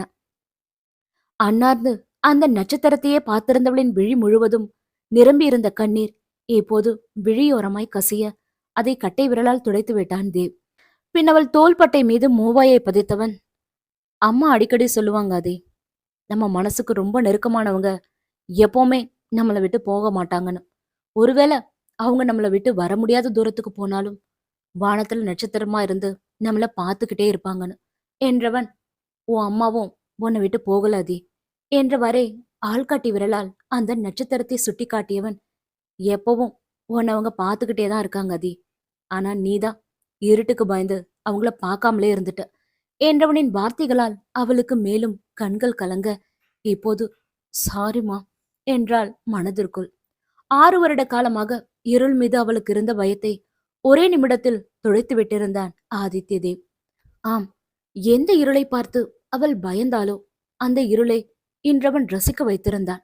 எந்த இருளை பார்த்து அலறினாலோ அந்த இருளை அழகாக்கி அவள் கைகளில் கொடுத்திருந்தான் அவன். இத்தனை வருட காலமாக ஆழ் மனதிற்குள் வலித்துக் கொண்டிருந்த வலி இப்போது மெல்ல மெல்ல குறைவது போன்றொரு உணர்வு அவளுக்கு. அத்தியாயம் 30. அத்தனைக்கும் காரணம் அவன் ஒருவன் மட்டுமே என்று நினைக்கும் போதே இதையெல்லாம் அவன் எதற்காக செய்ய வேண்டும் என்ற கேள்வியும் அவள் மனதில் எழாமல் இல்லை. அதன் வெளிப்பாடாய் அவனிடமிருந்து அவள் விலகி நிற்க, என்னாச்சு அதி என்றான் கேள்வியாய் அவளை பார்த்து. ஏடி என்று ஆரம்பித்தவளின் பட்டு இதழ்களில் ஆள்காட்டி விரல் வைத்து மேற்கொண்டு பேசவிடாமல் அவளை தடுத்தவன், ஏடி வேண்டாமே, கொஞ்ச நேரத்துக்கு ஆதியோட ஆதியாவே இருக்கேனே என்று விழிகள் நிறைய கெஞ்சலுடன் அவன் கேட்டபோது அவள்தான் மேலும் திணறி போனாள். அவன் கெஞ்சுவதற்காக அவளால் அவனை ஆதி என்றும் அழைக்க முடியாது. அதே சமயம் ஏடி என்று அழைத்து அவனை காயப்படுத்தவும் அவள் விரும்பவில்லை. பின் எப்படி அவனை அழைப்பதென்று சில கணங்கள் யோசித்தவள் ஒரு ஆழ்ந்த பெருமூச்சு எடுத்துக்கொண்டு, நீங்க ஏன் எனக்காக இதெல்லாம் பண்ணணும் என்றாள் அவன் விழிகளை ஆழ்ந்து பார்த்து. அவள் கேள்வியை கேட்டு கீழுதட்டை கடித்தபடி அழகாய் பின்னுச்சியை கோதிவிட்டு கொண்டவன், ஏன்னா ஐ லவ் யூ என்றான் காதலுடன். அவன் சட்டென்று காதலை சொன்ன விதத்தை பார்த்து அவளுக்கு திக்கென்றது. இருந்தும் அதை வெளிக்காட்டாமல் மார்பின் குறுக்கே கைகளை கட்டியவள், தட் மீன்ஸ் என்றால் அர்த்தம் தெரியாது என்பது போல். தட் மீன்ஸ் என்று தலையை அழகாய் இருபுறமும் மாட்டியவன் இரு கைகளையும் பக்கவாட்டில் உயர்த்தி, நான் உன்னை காதலிக்கிறேன்னு அர்த்தம், உனக்காக எதையும் செய்வான்னு அர்த்தம் என்றான். எதையுமா என்று புருவம் சுருக்கி அவள் கேள்வி எழுப்ப, என்றவன், ஆனா இந்த தண்ணியில மட்டும் குதிக்க மாட்டேன் என்றான் அவள் மனதை படித்தவன் போல. அவன் அவ்வாறு கூறியதை கேட்டு அவளுக்கு சிரிப்பு வர அதை அவனுக்கு காட்டாமல் முகத்தை திருப்பிக் கொண்டாள் அத்ரிதா. பின்பு ஒரு வழியாக சிரிப்பை அடக்கியவாறே அவள் அவனை பார்க்க அவனும் ஆள்காட்டி விரலை அவள் இதழ் நோக்கி கொண்டு சென்றான். அவன் தொடாவனம் சட்டென்ற தலையை பெண்ணுக்கு இழுத்து கொண்டவள், என்ன என்க அவள் இதழோரத்தை சுட்டி காட்டியவன், அங்க கொஞ்சம் ஸ்மைல் ஒட்டி இருக்கு, மிச்சம் வைக்காம அதையும் சிரிச்சு முடிச்சிட என்றவன் கூறியதை கேட்டு அவள் முன்னிலையிலேயே அவள் சிரிக்க அவனும் அவள் சிரிப்பில் இணைந்து கொண்டான். ஒரு காலத்தில் மனதிலிருந்து அவளை அழ வைத்தவன் என்று மனதிலிருந்து அவளை சிரிக்க வைத்திருந்தான். அவளுக்கே ஆச்சரியம்தான், தன் சிரிப்பிற்கு காரணம் அவனா என்றும். அதிகம் சிரித்தாள், மனதின் ஆழத்திலிருந்து சிரித்தாள். அடி வயிற்றில் வலி ஏற்பட்டு கண்களில் கண்ணீர் வரும் அளவிற்கு சிரித்தாள். புறங்கையால் கண்ணீரை துடைத்து விட்டபடியே, சொல்லுங்க எதுக்காக இதெல்லாம் என்றாள் மீண்டும். அதான் சொன்னேனே என்றவனை பார்த்து அவள் தலையை இருபுறமும் அசைக்க, ஓகே என்று தலையை மேலும் கீழுமாய் ஆட்டியவன், அத்தை சொன்னாங்க என்க. அத்தையா என்றாள் அவள். உனக்கு அம்மானா அவங்க எனக்கு அத்தை தானே என்றவனை அவள் இப்போது முறைத்து பார்க்க, ஹே, நிஜமா அத்தை என் கனவுல வந்து சொன்னாங்க என்றான் சீரியஸாக முகத்தை வைத்துக்கொண்டு. அவன் கூறியதை கேட்டு, ஓ, அப்படியா என்று விழிகளை அகல விரித்தவள், கனவுல வந்து என்ன சொன்னாங்க என்றால் அவனை நம்பாதது போல். அவளை அமர வைத்து அவளுக்கு எதிரில் அமர்ந்தவன் அவள் முகத்தை தன் கைகளில் ஏந்தி கொண்டு அவள் விழிகளை மாறி மாறி பார்க்க, அவளும் அவன் விழிகளை மாறி மாறி பார்த்தாள். பின் அவள் விழிகளை ஆழ்ந்து பார்த்தவாறே, உன்னை பத்திரமா பாத்துக்க சொன்னாங்க, உன்னை கண்ணுக்குள்ள வச்சு பாத்துக்க சொன்னாங்க, உன்னை கண் கலங்காம பாத்துக்க சொன்னாங்க, அவங்க இடத்துல இருந்து அம்மாவா உன்னை பாத்துக்க சொன்னாங்க என்றவனின் கடைசி வார்த்தைகளை கேட்டு அவள் கண்கள் கலங்கி போயின. கலங்கிய விழிகளை அவனுக்கு காட்டாமல் விழிகளை தாழ்த்தியவள் அவன் கரங்களையும் விலக்கி விட்டிருந்தாள். என்னாச்சு அதி என்றவனின் கேள்விக்கு அவளால் எந்த பதிலும் சொல்ல முடியவில்லை. அவனின் வார்த்தைகள் அவள் மனதிற்குள் மிகப்பெரிய தாக்கத்தை ஏற்படுத்தி இருக்க, அதிலிருந்து வெளிவரவே அவளுக்கு சில கணங்கள் பிடித்தன. அதி என்றவனின் அழைப்பால் அவனை நிமிர்ந்து பார்த்தாள். ம், எங்கம்மா, ஏன் கனவுல வராம உங்க கனவுல வந்து சொன்னாங்களாக்கும்? ஆமா, உன்னை பாத்துக்க சொல்லி உன் கனவுல வந்து எப்படி சொல்லுவாங்க? சம்பந்தப்பட்டவன் கனவுல தானே வந்து சொல்லுவாங்க என்றான் அவனும் விடாமல். இதற்கு மேல் என்ன கேட்பதென்று அவளுக்கு தெரியவில்லை. என்ன கேட்டாலும் தான் அவன் பதிலை தயாராக வைத்திருக்கிறானே. அவனிடம் போய் இனி அவளால் என்ன கேள்வி கேட்க முடியும்? அவள் அமைதியாகவே இருக்க அவள் முன் மண்டியிட்டு அமர்ந்தவாறே, பாத்துக்கட்டுமா என்றவனின் கரங்கள் அவள் கரங்களை பற்றி இருக்க, ஏனோ கரத்தை விலக்கிக் கொள்ளும் எண்ணம் அவளுக்குள் வரவில்லை. பதில் சொல்ல முடியாமல் அவள் அவன் விழிகளையே பார்த்திருக்க, உன்ன அம்மா ஸ்தானத்துல இருந்து பாத்துக்கட்டுமா என்றான் மீண்டும் அவனை. அவன் கேள்வியால் அவளுக்குத்தான் உள்ளுக்குள் இதயம் படபடவென அடித்துக் கொண்டது. பதில் சொல்ல முடியாமல் அவள் தவிப்பதை பார்த்தவன், பாத்துக்கிறேனே என்றான் இப்போது கெஞ்சலுடன். கெஞ்சல், தவிப்பு, காதல் என்று அனைத்து உணர்வுகளையும் அழகாய் அவன் கண்கள் வெளிப்படுத்த அவள் விழிகளுக்கும் அது புரியவே செய்தது. அத்தோடு அவளுக்குமே புதுமையாகத்தான் இருந்தது அவன் செயல்கள் யாவும். இத்தனை நாட்கள் வரை அவள் பார்த்து வந்த ஆதித்ய தேவிலிருந்து அவள் முன் மண்டியிட்டு அமர்ந்திருக்கும் ஆதித்ய தேவ் முழுவதுமாகவே மாறுபட்டு இருந்தான். ஆம், எப்போதும் உர்ரென்றே இருப்பவன் இன்று அவளிடம் அழகாய் சிரித்தான், அழகாய் பேசினான், அழகாய் பார்த்தான், இப்போது அழகாய் கெஞ்சவும் செய்தான். அவன் சொல்வது பொய் என்று தெரிந்தும் அவன் பொய்யை அவளால் ரசிக்காமல் இருக்க முடியவில்லை. அவன் பேச்சு, நடவடிக்கை, செயல் என்று அனைத்திலும் அவள் மீது அவனுக்கு இருக்கும் அன்பு மட்டும்தான் அந்நேரம் அவள் கண்களுக்கு தெரிந்தது. என்னதான் அவன் விஷயத்தில் அவள் தன் இதயத்தை இரும்பாக்கி வைத்திருந்தாலும் அந்த இரும்பையும் அவனின் அன்பென்ற நெருப்பு இலக்கி பார்க்கவே செய்தது. நோ சொல்லு அத்ரி என்று கசப்பான பழைய நினைவுகளை அவள் மூளை அவளுக்கு இப்போது நினைவூட்டவும் இல்லை. தொட்டதற்கெல்லாம் அலாட் செய்யும் அவள் மனமும் இப்போது அட்ரஸே இல்லாமல் காணாமல் போயிருந்தது. எந்த பதிலும் அவளால் சொல்ல முடியவில்லை. நோய் என்று அவளால் மறுக்கவும் முடியவில்லை, பார்த்துக்கொள் என்றும் சொல்லவும் முடியவில்லை. கீழுதட்டை அழுந்த கடித்தபடி யோசித்தவள் பின் ஒரு முடிவெடுத்தவளாய், நான் யோசிக்கணும் என்க. ஓகே என்றான் அவனும் சிரித்துக்கொண்டே. அதி, இப்போ நாம போகலாமா என்றவனின் கேள்வியால் அவளுக்குத்தான் முகம் மாறி போனது. காரணம், இந்த சூழலும் இயற்கையும் அவளுக்கு மிகவும் பிடித்திருந்தது. இன்னும் கொஞ்ச நேரம் இங்கேயே இருக்க வேண்டும் போல இருந்தது. ஆனால் அதை அவரிடம் சொல்ல விரும்பாதவள் போகலாம் என்பது போல் தலையை மட்டும் அசைக்க, அதன் பின்னே இருவரும் அங்கிருந்து கிளம்பி இருந்தனர். அந்தமானிலிருந்து அன்றுதான் சென்னை வந்து சேர்ந்திருந்தனர் படக்குழுவினர்.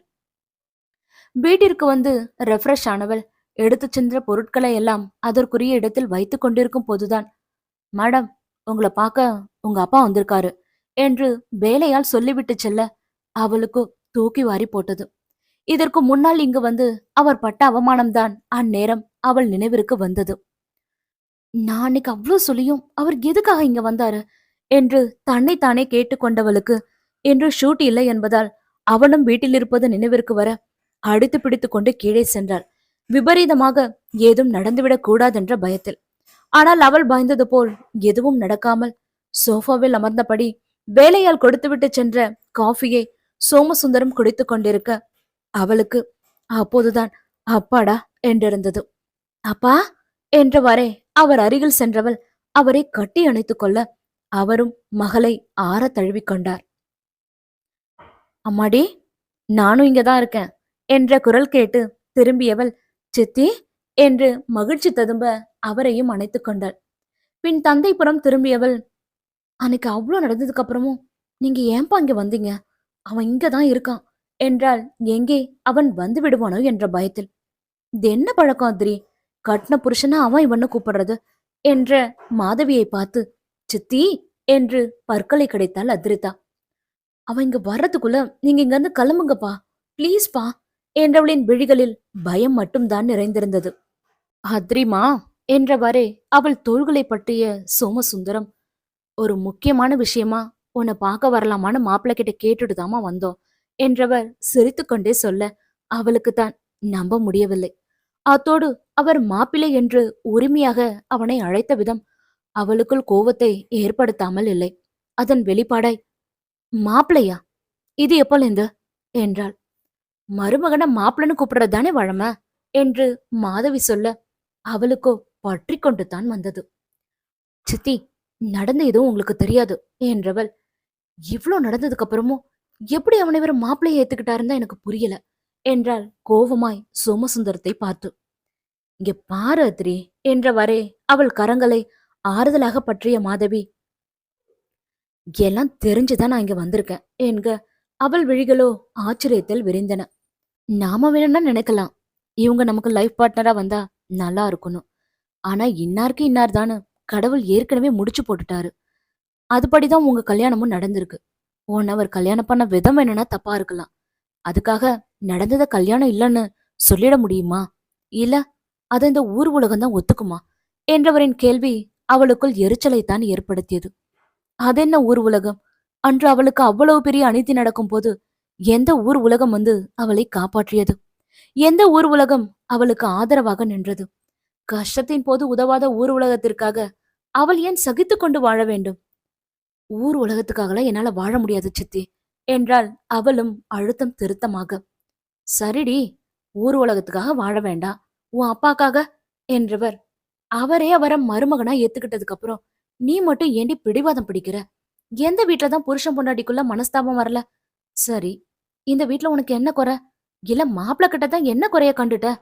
சினிமால உச்சம் தொட்ட நடிகர், ஒரு படத்திலே கோடிக்கணக்குல சம்பாதிக்கிறாரு, பார்க்கவும் லட்சணமா அழகா இருக்காரு, எந்த ஒரு கெட்ட பழக்கமும் இல்ல, அரண்மனை மாதிரி பங்களால உன்னை ராணி மாதிரி வச்சிருக்காரு. இது போதாதா ஒரு பொண்ணுக்கு சந்தோஷமா குடும்பம் நடத்த என்றவரின் கேள்வியை கேட்டு அவளுமே வாயடைத்துத்தான் போனாள். ஒரு பெண்ணாக இருந்து கொண்டு அவரே இப்படி பேசுவதை பார்த்து, அழகு, ஆடம்பரம், வசதி வாய்ப்பு மட்டும் போதுமா ஒரு பெண் சந்தோஷமாய் குடும்பம் நடத்த? அப்படி பார்த்தால் இவர்கள் சொல்லும் அழகு, ஆடம்பரம், வசதி வாய்ப்புகள் ஏதும் இல்லாமல் சாதாரண கூலி தொழிலாளியை திருமணம் செய்து கொண்டு அவள் வீட்டு சமையல்காரி சுமதி அத்தனை சந்தோஷமாக வாழ்கிறாளே, அதை அவளும் பார்த்திருக்கிறாளே. ஆக ஒரு பெண்ணின் சந்தோஷம் என்பது அவள் கணவன் கொடுக்கும் அன்பு, புரிதல், பாதுகாப்பில்தான் இருக்கிறதே தவிர இவர்கள் சொல்லும் அழகிலும் ஆடம்பரத்திலும் இல்லை என்பதை இவர்களுக்கு எப்படி சொல்லி புரிய வைப்பதென்று அவளுக்கு தெரியவில்லை. அப்படியே அவள் புரிய வைக்க முயன்றாலும் மாதவியதை புரிந்து கொள்ளும் மனநிலையில் இல்லை என்பதுதான் உண்மை. இருந்திருந்தால் தன் மகளை 15 வயது மூத்தவனுக்கு வசதி வாய்ப்பை மட்டும் பார்த்து திருமணம் செய்து வைத்திருப்பாரா? அதற்காக அவர் நல்ல அன்னை இல்லை என்று முடிவு கட்டிவிட முடியாது. மகளின் சந்தோஷத்திற்காகவும் அவளின் சுகபோக வாழ்வையும் கருத்தில் கொண்டு சில பெற்றோர்கள் கண்களை மூடிக்கொண்டு எடுக்கும் முடிவைத்தான் அவரும் எடுத்திருந்தார். இது குறித்து மேற்கொண்டு பேசி பாதத்தை விரிவுபடுத்த அவள் விரும்பவில்லை. யார் என்ன சொன்னால் என்ன, என் வாழ்க்கை சம்பந்தப்பட்ட முடிவை யார் கைகளும் கொடுக்கப் போவதில்லை என்ற முடிவோடு வா என்றவள், என்ன முக்கியமான விஷயமா என்ன பார்க்க வந்தீங்க என்றாள். மகளை பார்த்து புன்னகைத்தவாறே மாதவி என்றவர் சொல்ல அவரோ தன் கையோடு எடுத்து வந்திருந்த தாம்பூலத்தட்டை எடுத்து அவள் முன் நீட்ட அதிருத்தாவிற்கோ ஒன்றுமே விளங்கவில்லை. சித்தி, எதுக்கு இது என்றால் அதை வாங்காமலேயே. சரியா போச்சு போ என்று தலையை இருபுறமும் மாட்டியவாறு சொன்னவர், அடுத்த வாரம் வரலட்சுமி விரதம் வருது இல்லையா, சம்பிரதாயப்படி உன் அம்மா தான் இந்த பூஜை எடுத்து உன் கையில கொடுக்கணும். அக்கா இல்லாதால நான் வந்திருக்கேன், வாங்கிக்கோ என்றவர் பூஜைக்கான பொருட்கள் அடங்கிய தாம்பூலத்தட்டை அவள் முன் நீட்ட அவளுக்கோ எங்காவது சென்று முட்டிக் கொள்ளலாம் போல இருந்தது. இவர்களுக்கெல்லாம் என்னதான் ஆனதென்று அவள் அமைதியாகவே நின்றிருக்க, "அதிரி வாங்கிக்கோ" என்றார் சோமசுந்தரம். முடியாது என்பது போல் தலையை இருபுறமும் ஆட்டியவள், "வாங்க முடியாது" என்றாள் இரு கைகளையும் மார்பின் குறுக்கே கட்டியபடி. "சு, ஒரு சுமங்கலி சொல்ற வார்த்தையா இது?" என்று குறைபட்டு கொண்ட மாதவி, "ஏற்கனவே யமகண்டத்துல உங்க கல்யாணம் நடந்ததாலேயோ என்னவோ உங்க 2 பேர் உயிருக்கும் ஆபத்து வந்துகிட்டே தான் இருக்கு. உனக்கு உடம்பு முடியாம போச்சு. 2 பேரும் காட்டுல தொலைஞ்சு போனீங்க. அப்புறம் மாப்பிள்ளை மலையிலேந்து கீழே விழ பார்த்தாரு. இதுக்கப்புறம் இது மாதிரி எதுவும் நடக்க கூடாதுன்னு வேண்டிக்கிட்டு இந்த பூஜையை பண்ணு அதிரி" என்றவர் தட்டையவளை வாங்க வைப்பதிலேயே குறியாக இருந்தார். நடந்த திருமணத்தையே இதுநாள் வரை அவள் ஏற்றுக்கொள்ளவில்லை. இதில் அந்த உறவை பலப்படுத்த பூஜை வேறு செய்ய வேண்டுமா என்ற ஆதங்கம் அவளுக்கு. "என்னால எந்த பூஜையும் செய்ய முடியாது" என்றாள் அவளும் முடிவாய். அவள் முடிவால் அதிர்ந்த சோமசுந்தரம், "அத்ரி, நடந்த தப்புக்கு அவரே மன்னிப்பு கேட்டு மனசு மாறினதுக்கு அப்புறமும் நீ இப்படி பிடிவாதம் பிடிக்கிறது சரியில்லம்மா" என்க, "மன்னிப்பு கேட்டா நடந்து எதுவும் இல்லைன்னு ஆகிடுமாப்பா" என்று சொல்லும் போதே அவள் விழிகள் கலங்கி போயின. கடந்த கால நிகழ்வுகளையும் அவள் அனுபவித்த பலிகளையும் நினைத்து. அத்தியாயம் 31. "அத்ரி, பிடிவாதம் பிடிக்காத" என்று மாதவி அவளை கட்டாயப்படுத்திக் கொண்டிருக்கும் போதுதான், "அதையே ஏன் கட்டாயப்படுத்துறீங்க ஆண்டி?" என்று கேட்டவாறே அங்கு வந்து சேர்ந்தான் ஆதித்யதேவ். அவனை அங்கு பார்த்தவளுக்கு கொஞ்சம் பயம்தான். ஏடா கூடாகமாக ஏதாவது நடந்து விடுமோ என்று. விழிகளில் ஒருவித கலக்கத்துடன் அவள் அவனையே பார்த்திருக்க, அவனும் இதழ்களில் மென்சிரிப்புடனே அவர்கள் முன் வந்து நின்றான். அவனை பார்த்தவுடனே எழுந்து நின்ற சோமசுந்தரம், "வணக்கம் மாப்ள" என்று இருக்கரம் கூப்ப, "இப்போ இது தேவையா?" என்பது போல சோமசுந்தரத்தை முறைத்து பார்த்தாள் அவள்.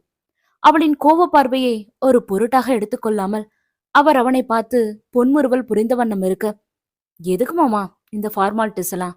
என்றவாறே அவரின் கரத்தை பற்றி கீழே இறக்கிவிட்டவன் அவர் காலில் விழுந்து ஆசிர்வாதம் வாங்க, அதிர்தாதான் அதிகம் ஆச்சரியப்பட்டு போனாள். அன்று தன் ஷூவை துடைக்க சொன்னவன் இன்று அவர் காலில் விழுந்து ஆசிர்வாதம் வாங்குவதை பார்த்து. இருந்தும் அவள் அமைதியாக அவனையே பார்த்திருக்க, அடுத்து மாதவிடம் சென்றவன், "என்கிட்ட கொடுங்க" என்று இருக்கரம் நீட்டி அவர் கையில் இருந்த தாம்பூலத்தட்டை கேட்க, மாதவிக்குத்தான் என்ன சொல்வதென்றே தெரியவில்லை. "இல்ல மாப்பிள்ள, நீங்க" என்றவர் திக்கி தடுமாற, "ஏன் இந்த பூஜையெல்லாம் எப்பவும் பொண்டாட்டி தான் புருஷனுக்காக பண்ணணுமா? பொண்டாட்டிக்காக புருஷன் பண்ணக்கூடாதா?" என்றவனின் கேள்வியும் நியாயமாகத்தான் பட்டது மாதவிக்கு. இருந்தும், "ஆனா அதுதானே மாப்பிள்ள நம்ம சம்பிரதாயம்" என்றவர் இழுக்க, "கமான் ஆன்ட்டி, இந்த சடங்கு சம்பிரதாயம்லாம் பொண்ணுங்க மட்டும்தான் பண்ணணும்ன்றத யார் சொல்லியிருப்பாங்கன்னு நினைக்கிறீங்க?" என்று உருவம் உயர்த்தி கேட்டவனையே அவர் பார்த்திருக்க, மீண்டும் தேவ்தான் ஆரம்பித்தான்.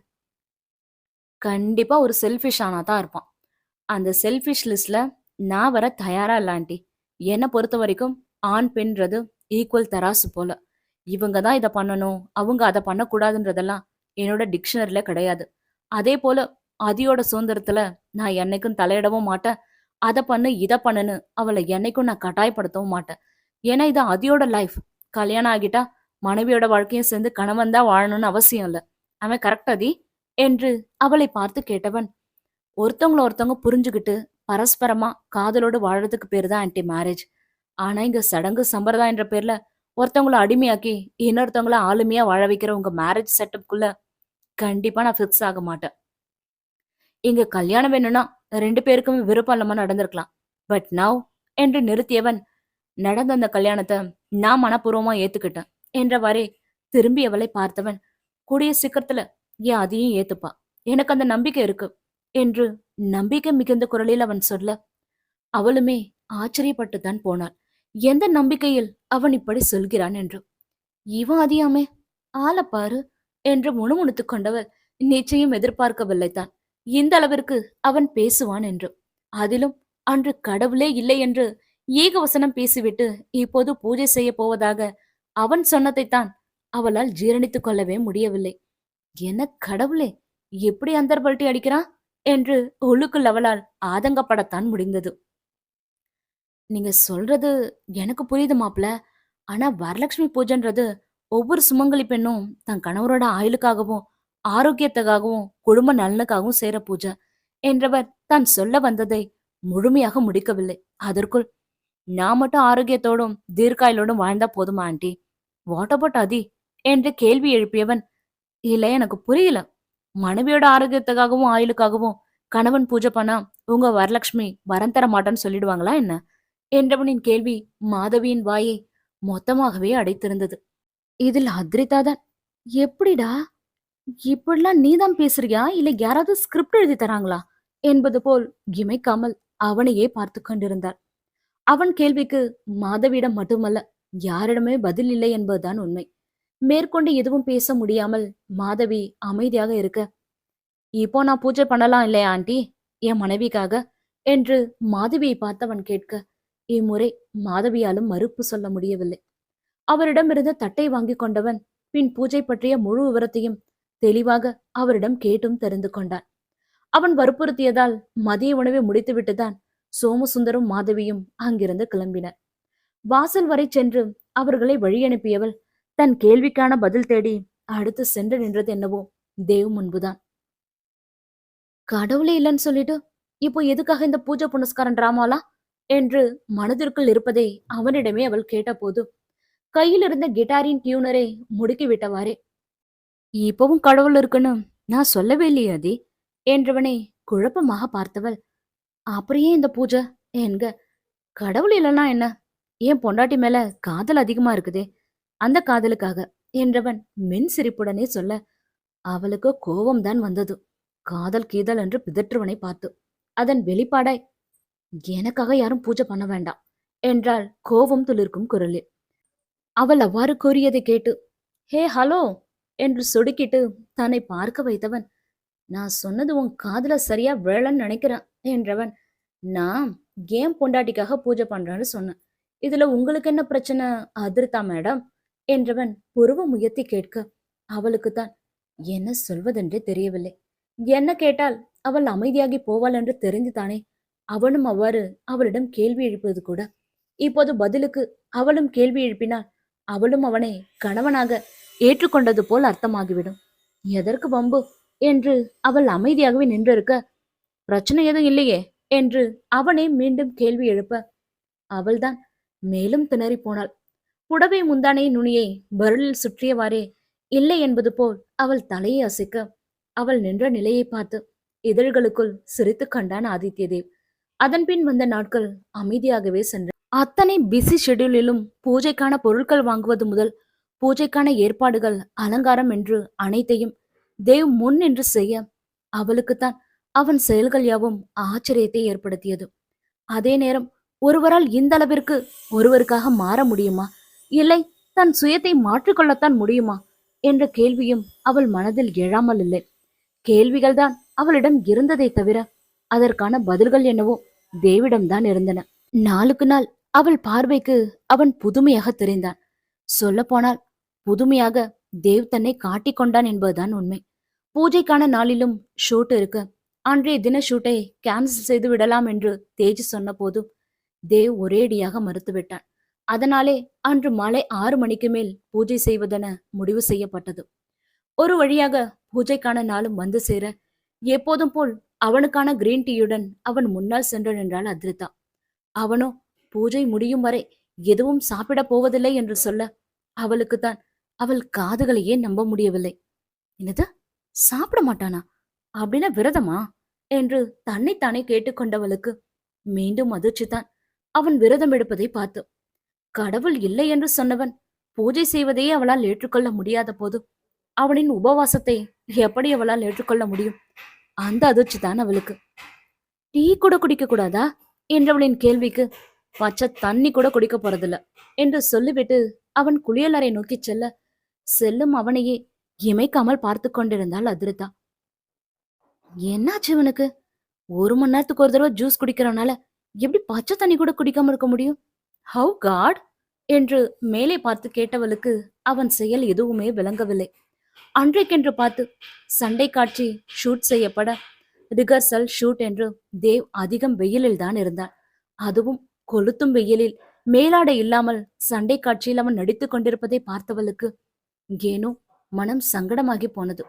அதே சமயம் இப்படியெல்லாம் எதற்காக அவன் தன்னை வருத்தி கொள்ள வேண்டும் என்ற ஆதங்கமும் அவளுக்குள் எழாமல் இல்லை. அதன் வெளிப்பாடாய் வழிந்தோடிய வியர்வையை துடைத்தபடி வந்து அமர்ந்தவன் முன் ஜூஸ் கிளாஸுடன் அவள் சென்று நின்றபோது அவனோ மறுத்து விட்டான். ஏன் இப்படி பிடிவாதம் பிடிக்கிறீங்க என்று அவனிடமே அவள் கேட்டபோது, ஓம் பிடிவாதத்தை விடவா என்று கேட்டவன் கின்ஸ்மிட்ட அவளுக்குத்தான் சங்கடமாகி போனது. அவனின் இந்த நிலைமைக்கு முழு காரணமும் தான் தானோ என்று. இதில் அவன் சுடும் தார் சாலையில் கீழே விழுந்து உருள்வது போன்ற சண்டை காட்சிகள் ஷூட் செய்யப்பட அதை பார்த்தவளுக்கோ அவளையும் அறியாமல் கண்கள் கலங்கிவிட்டன. அவன் ஷூட்டில் பிஸியாகிவிட அவனுக்கு ஏதாவது ஆகிவிடுமோ என்ற பயத்தில் அவனின் கலங்கிய விழிகள் அவன் மீதேதான் பதிந்திருந்தது. இதற்கும் முன்னால் எத்தனையோ முறை அவன் அவளை காயப்படுத்தியிருக்கிறான் தான். ஆனால் அப்போதெல்லாம் இந்த அளவிற்கு அவளுக்குள் வலித்ததில்லை. காரணம், இந்த முறை தன்னை காயப்படுத்தி கொண்டு அவளுக்குள் பலிகளை பாய்ச்சியிருந்தான் தேவ். இதில் எப்போதும் போல் அவர்களுக்கு உணவு பரிமாறும் முதியவர் என்று அவளுக்கு மட்டுமான உணவுடன் வந்து நின்ற போது மேலும் அவள் மனம் வாடித்தான் போனது. அவளுக்காக அவன் உண்ணாமல், ஏன் தண்ணீர் கூட அருந்தாமல் கொளுத்தும் வெயிலில் கஷ்டப்படும் போது அவளால் மட்டும் எப்படி உண்ண முடியும்? அத்தோடு அவன் எக்கேடு வேண்டுமானாலும் போகட்டும் என்று இருக்க அவளும் ஒன்றும் சுயநலவாதி இல்லையே. அன்றொரு நாள் அவள் பசியோடு இருக்கக்கூடாது என்பதற்காக மிரட்டி அவளை உண்ண வைத்தவன் இன்று அவளுக்காக உண்ணாமல் இருக்க அவளால் மட்டும் எப்படி உண்ண முடியும்? நீங்க வச்சுட்டு போங்க என்றவள் சொல்ல அந்த முதியவரோ, இல்லம்மா, நீங்க சாப்பிட்டதுக்கு அப்புறம் தான் போகணும்னு தம்பி சொல்லியிருக்காரு, நீங்க உட்காருங்க, நான் பரிமாறேன் என்று சொல்ல அதற்கு மேல் அவளால் மறுக்க முடியவில்லை. அதே சமயம் தன்னை உண்ண வைக்கத்தான் அவன் அவ்வாறு சொல்லியிருக்கிறான் என்பதும் அவளுக்கு புரியவே செய்தது. பின் வேண்டா வெறுப்பாக அவள் அமர அவரும் உணவை பரிமாற ஆரம்பித்திருந்தார். உண்ணாமல் இலையிலிருந்த உணவையே பார்த்திருந்தவளுக்கு காலை முதல் அவன் உண்ணாதிருப்பதுதான் நினைவிற்கு வந்தது. அத்தோடு பிடித்தம் இல்லாவிட்டாலும் அவனுடன் சேர்ந்தே உண்டு பழகியவளுக்கு அவன் இல்லாமல் உணவு உண்ணவும் ஒரு மாதிரியாக இருந்தது. பரிமாறிய பின்னும் அவள் உண்ணாமலேயே இருப்பதை கவனித்தவர், சாப்பிடுங்கம்மா என்று சொல்ல அதன் பின்னே உணவை பிசைந்து வாயில் வைத்தவளுக்கு ஒவ்வொரு பருக்கையும் நெருஞ்சு முள்ளாகத்தான் தொண்டைக்குள் இறங்கியது. மேற்கொண்டு உண்ண முடியாமல் அவள் உணவை பிசைந்த வண்ணமாகவே இருக்க அதை கவனித்த பெரியவர், ஏமா சாப்பாடு நல்லா இல்லையா என்க. இல்ல, ரொம்ப நல்லா இருக்கு, ஆனா எனக்கு தான் சுத்தமா பசி இல்ல என்றவாறு இலையை மூடியவளின் கலங்கிய விழிகள் சண்டை பயிற்சி செய்து கொண்டிருந்த ஆதித்ய தேவின் மீதுதான் படிந்து நின்றது. என்றுக்கும் இல்லாமல் இன்று எப்போது ஷூட் முடியும் என்றிருந்தது அவளுக்கு அவனால். எப்படியும் மாலை 4 மணிக்கெல்லாம் ஷூட் முடிந்துவிடும் என்று எதிர்பார்த்த நிலையில் ஷூட் முடியவே 6 ஆகி இருந்தது. பூஜைக்கான ஏற்பாடுகளை எல்லாம் தேஜ் சரிபார்த்து கொண்டிருக்கும் போதுதான் ஷூட் முடிந்து அவர்கள் இருவரும் வீடு திரும்பி இருந்தனர். எல்லா அரேஞ்ச்மெண்ட்ஸும் முடிஞ்சிச்சு தேவ், நீங்க ரெடியாகி வந்தா பூஜையை ஸ்டார்ட் பண்ணிடலாம், ஐயர் கூட வந்துட்டாரு என்றவன், தேவ் நீ ஏன் ரூம்ல போய் ரெடியாக, சிஸ்டர் நீங்களும் சீக்கிரம் போய் ரெடியாகுங்க என்று சொல்ல இருவருமே அறைக்கு விரைந்தனர். சீக்கிரமாகவே கிளம்பி கீழே வந்தவளின் கண்கள் தேடியது என்னவோ ஆதித்ய தேவைத்தான். எங்கும் அவன் இல்லாமல் போகவே அவன் இன்னும் வரவில்லை என்பதை ஊர்ஜிதப்படுத்தி கொண்டவள் பின் தேஜ் சொன்னதன் பேரில் தயார் நிலையில் வைக்கப்பட்டிருந்த விளக்குகளை எல்லாம் ஒவ்வொன்றாக ஏற்ற ஆரம்பித்திருந்தாள். அனைத்தையும் அவள் ஏற்றி முடிக்கும் தருவாயில்தான் சோமசுந்தரும் ஆத்மனும் அவனின் நட்பு வட்டங்களுடன் அங்கு வந்து சேர்ந்திருந்தனர். அவர்களை பார்த்தவள், ஹே ஆத்மன் என்றவாறே ஓடிச் சென்று மகிழ்ச்சி ததும்ப அவனை கட்டி அணைத்துக் கொள்ள அவனும் அக்கா என்றவாறே அவளை கட்டி அணைத்துக் கொண்டான். எப்படிடா இருக்க, ஒழுங்கா படிக்கிறியா, இந்த தடவையாவது அரியர்ஸ கிளியர் பண்ணிடுவதானே என்று கேட்டவளிடம் பின்னங்கழுத்தை வருடையவாறே, ரிசல்ட் வந்தாதான்க்கா எனக்கே அது தெரியும் என்று சொன்னவனை பார்த்து அவளுக்கு சிரிப்புத்தான் வந்தது. பள்ளியிலிருந்தே படிப்பிற்கும் அவனுக்கும் ஏக பொருத்தம் என்பதை அவளும் அறிவாள்தான். எப்படியும் சோமசுந்தரத்திற்கு பின் அவன்தான் அனைத்தையும் எடுத்து நடத்தப் போகிறான் என்பதால் படிக்கச் சொல்லி யாரும் அவனை அதிகம் வற்புறுத்தியதும் இல்லை, தலையிட்டதும் இல்லை. இப்போது அவன் கல்லூரியில் சேர்ந்திருப்பது கூட பெயருக்கு பின்னால் ஒரு டிகிரி வேண்டும் என்பதற்காக மட்டுமே. அவனுடன் பேசியவாறே அனைவரையும் அழைத்துச் சென்று உபசரித்தவள் வேலை நிமித்தமாக அங்கிருந்து நகரும் போதுதான், அக்கா என்று அவள் கரத்தை பற்றி பக்கத்து இருக்கையில் அமர வைத்தவன், நீங்க சந்தோஷமா இருக்கியாக்கா என்று அவள் மீதான அக்கறையில் ஒருவித தயக்கத்துடனே அவன் கேட்க அவளுக்குத்தான் அவன் கேள்விக்கு என்ன பதில் சொல்வதென்றே தெரியவில்லை. இதுநாள் வரை அவன் ஒரு விளையாட்டு பிள்ளை என்று மட்டுமே நினைத்திருந்தவளுக்கு நானும் பெரிய மனிதன் ஆகிவிட்டேன் என்று சொல்வது போல் இருந்தது அவள் கேட்ட கேள்வி. சொல்லுக்கா என்றவாறே அவள் கரத்தை கெட்டியாக பற்றி கொண்டவன், அப்பா சொன்னாரு, மாமா உன்னை நல்லா பாத்துக்கிறாரு, உனக்காக தான் இந்த பூஜை கூட பண்றாருன்னு. அப்படியாக்கா என்று ஆர்வத்தோடு கேட்டவனுக்கு ஆமாம் என்பது போல தலையை மட்டும் அவள் அசைக்க ஆத்மனின் முகத்தில் அப்போதுதான் ஒருவித தெளிவு பிறந்தது. மாமா உண்மையாலுமே ஹீரோ தான் இல்லையாக்கா என்றவன் நேற்று கல்லூரிக்கே வந்து அவனை சந்தித்து பேசியதையும், பூஜைக்கு அவனை மட்டுமல்ல அவனுடைய நட்பு வட்டங்களை அழைத்தது பற்றியும் சொல்ல அவள் விழிகள் மேலும் ஆச்சரியத்தில் விரிந்தன. தனக்காக இந்த அளவிற்கு அவன் மெனக்கெடுவதை பார்த்து. அதன்பின் அவன் குறித்து ஆத்மன் பேசிய எதுவுமே அவள் காதில் விழவே இல்லை. விழாதவாறு அவள் மனம் முழுவதும் ஆக்கிரமித்திருந்தான் ஆதித்ய தேவ். அவளுக்காக அவன் செய்த ஒவ்வொன்றும் அவள் கண்முன்னே நிழலாட அதிருதா அமைதியாகி போனாள். அத்தியாயம் 32. அக்கா மாமா என்றவரே ஆத்மன் அவள் தோலை இடிக்க அவளும் அவன் காட்டிய திசையில் பார்த்தாள். இளஞ்சிங்கத்தை ஒத்த துள்ளல் நடையுடன் ஸ்லீவை இழுத்து விட்டவாறே மாடிப்படியில் அவன் இறங்கி வந்து கொண்டிருக்க அனைவரின் பார்வையும் அவன் மீதேதான் நிலைத்திருந்தது. கோல்டன் நிற பட்டு வேஷ்டியில் ஆண்மையின் லட்சணமாகவே இருந்தான் ஆதித்ய தேவ். அத்தோடு அவன் துள்ள நடைக்கு ஏற்றாற் போலவே அவன் முன் சிகையும் அழகாய் துள்ள அதிரத்தாவின் விழிகளும் அவன் மீதேதான் நிலைத்திருந்தது. எப்போதும் கேஷுவல் மற்றும் ஃபார்மல் உடைகளில் மட்டுமே அவனை பார்த்திருந்தவளுக்கு அவனின் இந்த தோற்றம் புதுமையாக இருந்தது. இதற்கு முன்னால் அவர்களின் திருமணத்தின் போது கூட அவன் இப்படித்தான் உடை அணிந்திருந்தான். ஆனால் அப்போது அவள் இருந்த மனநிலையில் அவன் தோற்றத்தை எல்லாம் பெரிதாக கவனிக்கவே இல்லை. இப்போது கவனித்தாள், அதுவும் அணு அணுவாகவே கவனித்தாள். சற்று முன்பு வரை அவன் முகத்தில் இருந்த களைப்பு மிகுதிகள் காணாமல் போய் இப்போது முகம் முழுவதும் புத்துணர்ச்சி மட்டுமே குடிக்கொண்டிருந்தது. வந்திருந்த அனைவரையும் பார்த்து இருக்கரம் கூப்பி புன்னகை புரிந்த பாரே அவன் வரவேற்க அவன் புன்னகை அவளையும் கவர்ந்தெழுக்கவே செய்தது. வீட்டு வாசலில் அலங்கரிக்கப்பட்டிருந்த கலசத்தை எடுத்துச் சென்று முன்னமே ஏற்பாடு செய்திருந்த மனையில் அவன் வைக்க அதன் பின்னே பூஜையும் இனிதாக ஆரம்பமானது. அவசரம் காட்டாமல் ஐயர் சொல்படி நிதானமாகவும் பொறுமையாகவும் அவன் பூஜை செய்ய இமைக்க கூட மறந்து அவனையேதான் பார்த்து கொண்டிருந்தாள் அதிருதா. பூஜை முடிந்து ஐயர் தீபாராதனை காட்டி அவன் நெற்றியில் குங்குமம் வைத்துவிட அந்த குங்குமம் கூட அவனுக்கு அழகாகத்தான் இருந்தது. அதே சமயம் சுற்றம் மறந்து தன்னையும் மறந்து அவனையேதான் பார்த்து கொண்டிருந்தாள் அதிருதா. அவனை இப்படியெல்லாம் பார்க்க அவளுக்கு பிடித்திருந்தது. அதற்காக அவள் அவனை ஏற்றுக்கொண்டாளா என்று கேட்டால் நிச்சயம் இல்லை என்பதுதான் அவள் பதிலாக இருக்கும். ஏதோ ஒன்று முழுமையாக அவன் புறம் சாயாமல் அவளை இழுத்து பிடித்து கொண்டிருந்தது. இருந்தபோதும் செட்டில் இருந்தே ஒரு நாய்க்குட்டி போல் அவள் விழிகள் அவனையேதான் பின்தொடர்ந்து கொண்டிருந்தது. சொல்ல போனால் அவளுக்கே அவள் செயல்கள் யாவும் புதுமையாகத்தான் இருந்தது. வந்திருந்தவர்களுக்கு தன் கைகளாலேயே உணவு பரிமாறினான். பின் அவர்களுக்கு தாம்பூலத்தட்டும் கொடுத்தான். சோமசுந்தரம் மற்றும் ஆத்மனின் அருகில் இருந்து அவர்களின் தேவைகளையும் பார்த்து பார்த்து செய்தான். அத்தோடு ஆத்மனோடு வந்திருந்த அவனின் நட்பு வட்டங்களிடம் கூட சிரித்து பேசினான். அவன் பெண் தோழிகள் கேட்டுக்கொண்டதற்கிணங்க அவர்களுடன் சேர்ந்து அவன் செல்ஃபியும் எடுத்துக்கொள்ள அதையெல்லாம் அவன் அறியாமல் அங்கிருந்த தூணில் சாய்ந்து நின்றவாறு பார்த்து கொண்டிருந்தார் அதிருதா. அப்படி அவனையே அவள் பார்த்து கொண்டிருக்கும் சமயத்தில்தான் வந்திருந்த சிலர் அவளை தேடி வந்து அவளிடம் சொல்லிவிட்டு கிளம்ப அவர்களை வாசல் வரை சென்று வழியனுப்பி விட்டு வந்தவளின் விழிகள் மீண்டும் தேடியது என்னவோ அவனைத்தான். சற்று முன் ஆத்மனின் நட்புகளிடம் பேசிக் கொண்டிருந்தவன் இப்போது அங்கு இல்லாமல் போகவே எங்கு சென்றிருப்பான் என்ற யோசனையோடே சுற்றும் முற்றும் பார்த்தாள்.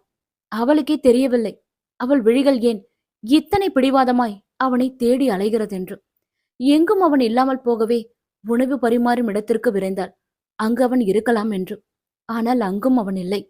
யாரிடமாவது கேட்கலாம் என்றாலோ யாரிடமும் அவன் குறித்து கேட்கவும் அவளுக்கு மனமில்லை.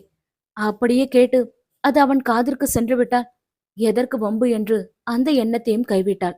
மீண்டும் தூணருகில் நின்று கொண்டவள் கழுத்தில் இருந்த தங்கச்சேனின் முனையை வாயில் கடித்தவாறே அங்கும் இங்கும் அவனை தேடிக்கொண்டிருந்த சமயத்தில்தான், என்னதானே தேடுற என்று திடுமென பின்னால் கேட்ட அவன் குரலால் அவளுக்கு தூக்கி வாரிப்பான் போட்டது. இருந்தும் தன்னை சமாளித்துக் கொண்டு திரும்பி பார்த்தவள் மீண்டும் திடுக்குற்றுத்தான் போனாள். இத்தனை நெருக்கத்தில் அவன் இருப்பதை பார்த்து. அவன் அருகாமையில் அவள் தடுமாற, பின் அவன்தான் அவள் தோள்களை பற்றி அவளை நிறுத்தினான். சொல்லு, என்னதான தேடன என்றவனின் கேள்வி மீண்டும் அவளை அதிர்ச்சியடைத்தான் வைத்தது. இவனுக்கு எப்படி தெரியும் என்று. இருந்தும் தன்னை சமன்படுத்திக் கொண்டு, இல்லையே என்றவள் பொய் சொல்ல, அவள் அவ்வாறு கூறியதை கேட்டு அவனுக்கு சிரிப்புத்தான் வந்தது. அவன் சிரிப்பு அவளுக்குள் எரிச்சலை ஏற்படுத்த, இப்போ எதுக்காக சிரிக்கிறீங்க என்றாள். இல்ல, கோபப்படும் போது மட்டும் இல்ல, பொய் சொல்லும்போது கூட நீ அழகாத்தான் இருக்க என்றவன் சிரித்துக்கொண்டே சொல்ல, ஹலோ, நான் இப்ப பொய் சொன்ன என்றாள் அவளும் விடாமல். இதோ இப்ப சொன்னியே என்ன தேடிட்டு தேடலன்னு என்றவன் அவளை பார்த்து புருவ மத்தியை உயர்த்த, அவள்தான் உள்ளுக்குள் திக்கு முக்காடி போனாள். நான் ஒன்னும் பொய் சொல்லல என்று அழுத்தம் திருத்தமாக சொன்னவள், ஆமா, நான் ஏன் உங்களை தேடணும் என்றாள் அவனிடமே. ஏன்னு உனக்கு தெரியாதா என்று அவள் விழிகளை பார்த்து கேட்டவன் தலையை இருபுறம் ஆட்டியவாறு, நல்லாவே சைட் அடிக்கிற என்க அவன் கூறியதை கேட்டு அவளுக்கோ அடிவயிற்றில் சொரேர் என்றது. நல்லா மாட்டுனப்போ சொல்ல சொல்ல கேட்காம பாத்தியே, இப்ப என்ன சொல்லி சமாளிக்க போற என்று உள்ளுக்குள் தன்னையே நிந்தித்துக் கொண்டவள், எக்ஸ்கியூஸ் மீ, நான் யாரையும் சைட் அடிக்கல, சைட் அடிக்க வேண்டிய அவசியமும் எனக்கு இல்ல என்றாள்.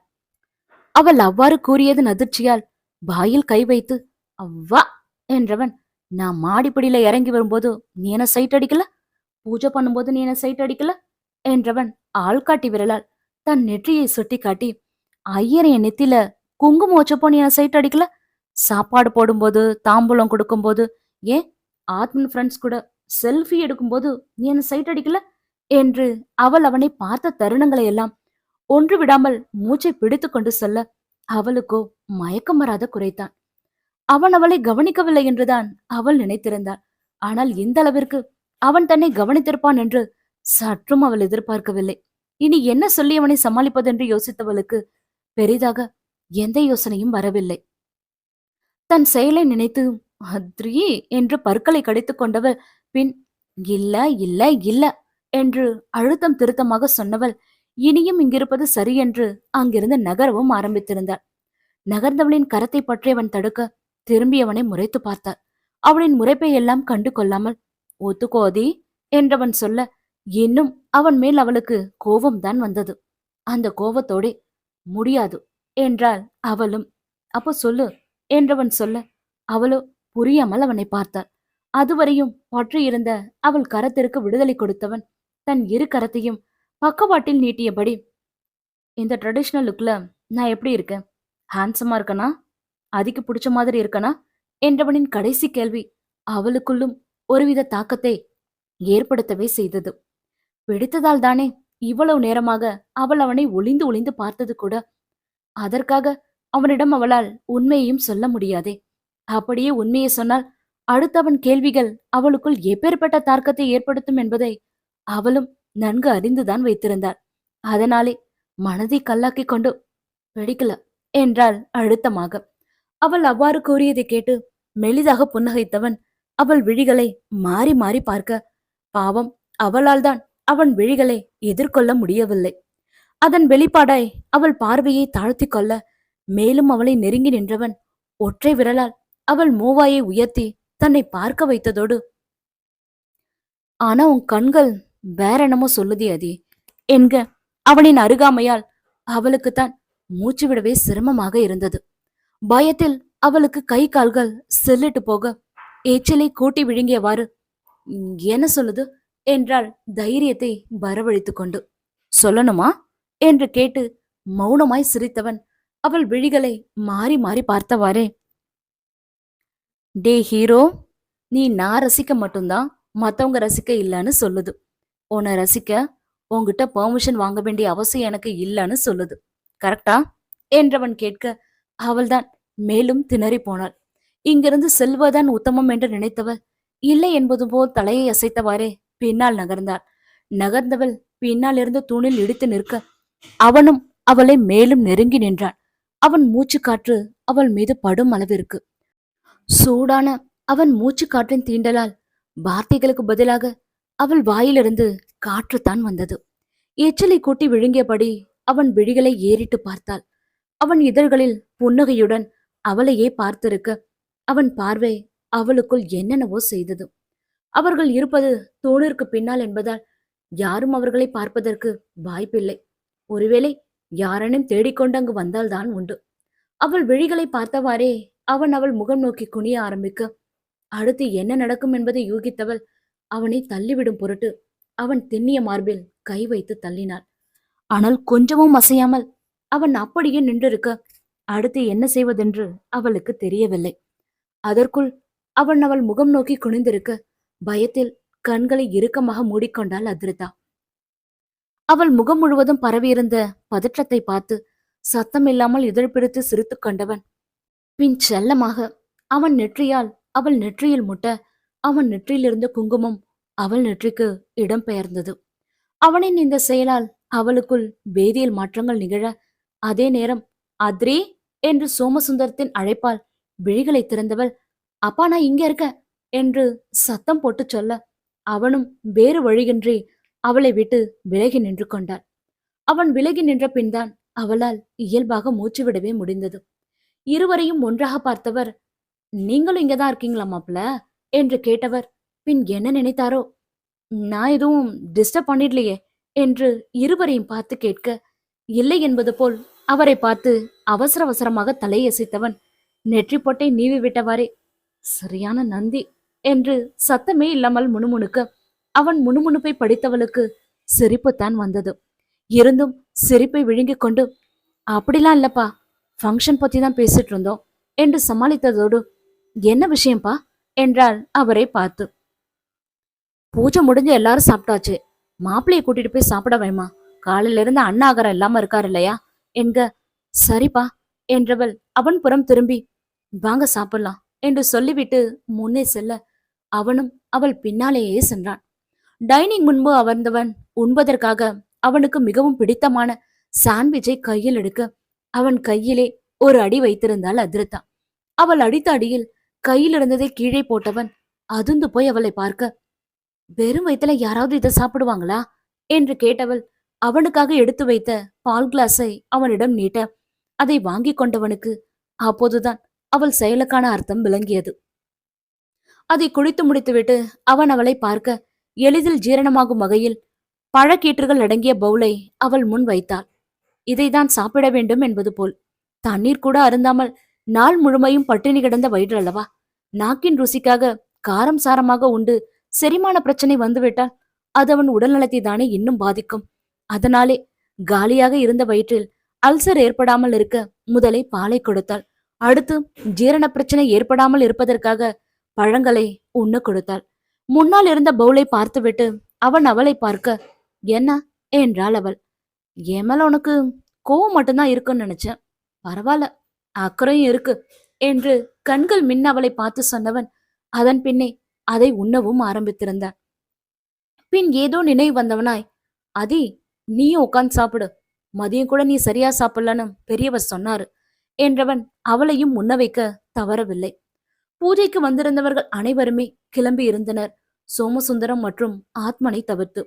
ஆத்மன் இன்று எடுத்த புகைப்படங்களை எல்லாம் செல்போனில் பார்த்து கொண்டிருக்க சோமசுந்தரமும் தேஜும் ஹாலில் அமர்ந்து பேசிக் கொண்டிருந்தனர்.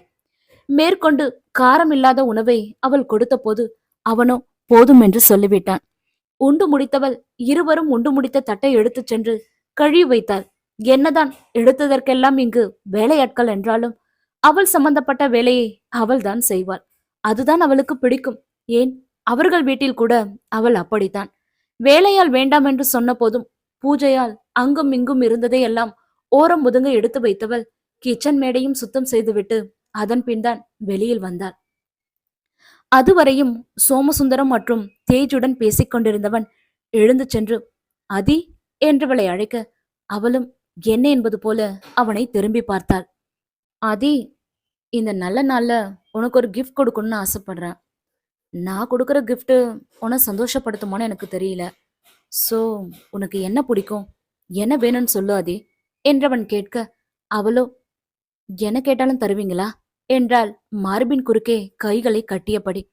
Why not என்றவன் அழகாய் சிரித்து கொண்டே சொல்ல எனக்கு உங்ககிட்டேந்து விவாகரத்து வேணும். என்றாள் சற்றும் யோசிக்காமல். அதுவரையும் அவன் முகத்தில் மலர்ந்திருந்த புன்னகை முகவரியே இல்லாமல் காணாமல் போயிருக்க அதை அவளும் கவனிக்கவே செய்தாள். அவன் அவ்வாறு கேட்டது அவனை மட்டுமல்ல, அங்கிருந்த மூவரையும் அதிர்ச்சிக்குள்ளாக்கத்தான் செய்தது. அந்த அதிர்ச்சியின் விளைவால் சோமசுந்தரம் அத்ரி என்று சத்தம் போட, அப்பா ப்ளீஸ், நீங்க இதுல தலையிட வேண்டாம் என்று மொத்தமாக அவர் வாயை அடைத்தவள், என்னையடி கொடுக்க முடியாதா என்றாள். ஒரு ஆழ்ந்த பெருமூச்சை எடுத்துக்கொண்டவன் சத்தம் போட்டு தேஜ் என்க அவனும் அவன் அருகில் வந்து நின்றான். டாக்குமெண்ட்ஸ் ரெடி பண்ணு என்றவன் சொல்ல, தேவ் என்றான் அதிர்ச்சியாய் தேஜ். என் மனைவி முதல் முறையா என்கிட்ட ஆசைப்பட்டு கேட்டிருக்கா.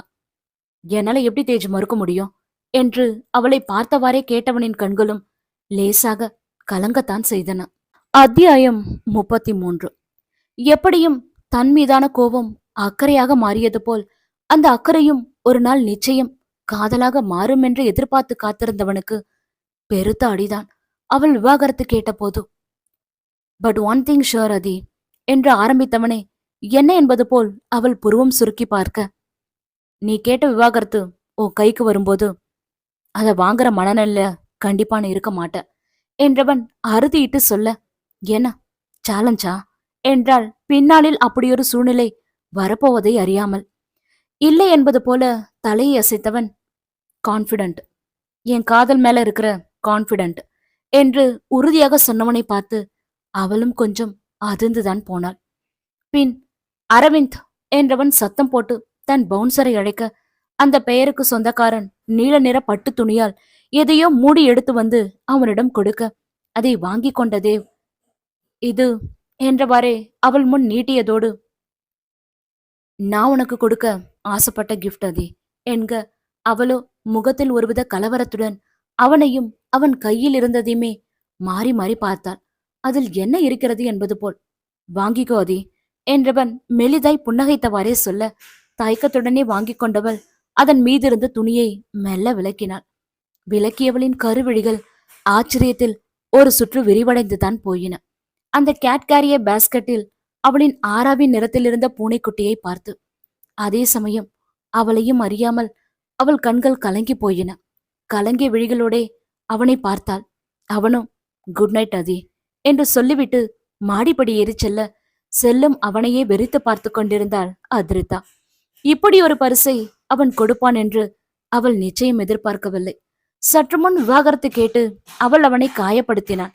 பதிலுக்கு அவனும் அவளை காயப்படுத்தியிருந்தால் கூட அவளுக்கு இந்த அளவிற்கு வலித்திருக்காது. அவளுக்குள் அதிகம் வலித்தது. கஷ்டமான சூழ்நிலையிலும் தன்னை சந்தோஷப்படுத்த அவன் செய்த செயலை நினைத்து அந்த பாஸ்கெட்டில் இருந்த பூனைக்குட்டியை கையில் எடுத்தாள். துருதுருவென விழிகளோடு அது அவளையே பார்த்திருக்க, அவள் விழிகளும் அதையேதான் பார்த்து கொண்டிருந்தது கனத்த இதயத்துடன். இப்படியே நிமிடங்கள் கரைய அவள் தோள் மேல் யாரோ கை வைப்பது போல் இருக்க திடுக்குற்று திரும்பி பார்த்தாள். சோமசுந்தரம்தான் அவள் அருகில் இருந்தார். அப்பா என்று சொல்லும் போதே அவள் கண்களிலிருந்து கண்ணீர் உதிர்ந்தது. மனசை போட்டு குழப்பிக்காத அத்ரி, உன் கண்ணு முன்னாடி என்ன இருக்குதோ அதுதான் நிஜம் என்று அவள் தோளை தட்டி கொடுத்தவர், நாளை மறுநாள் புது பிசினஸ் ஒப்பந்தத்திற்காக அமெரிக்கா செல்ல இருப்பதாகவும் வர எப்படியும் 1 மாத காலம் ஆகலாம் என்றும் சொன்னவர், அதன் பிறகே ஆத்மனை அழைத்து கொண்டு அங்கிருந்து கிளம்பியிருந்தார். தேஜும் அவன் அறைக்கு சென்றிருக்க, யாரும் மற்ற ஹாலில் அவள் மட்டுமே அந்த பூனைக்குட்டியுடன் அமர்ந்திருந்தாள். அவன் பற்றிய நினைவுகளை சுமந்தபடி. அவன் முகம் மாறிய போது அவள் மனமும் சங்கடப்பட்டுத்தான் போனது. அவளும் வேண்டுமென்றே அவனிடம் விவாகரத்து கோரவில்லையே. அவனால் அவள் அனுபவித்த வலிகள் அதிகம்தான், இழப்புகளும் அதிகம்தான். ஆனால் அதற்காக மட்டும் அவள் அவனை வெறுத்து ஒதுக்கவும் இல்லை, விவாகரத்து கோரவும் இல்லை. அதற்கெல்லாம் அப்பாற்பட்ட ஒருவித பயமே அவனை விட்டு அவளை ஒதுக்கி இருங்க வைத்தது. ஆம், அது வேறொன்றுமில்லை, அன்பென்ற பயம்தான்.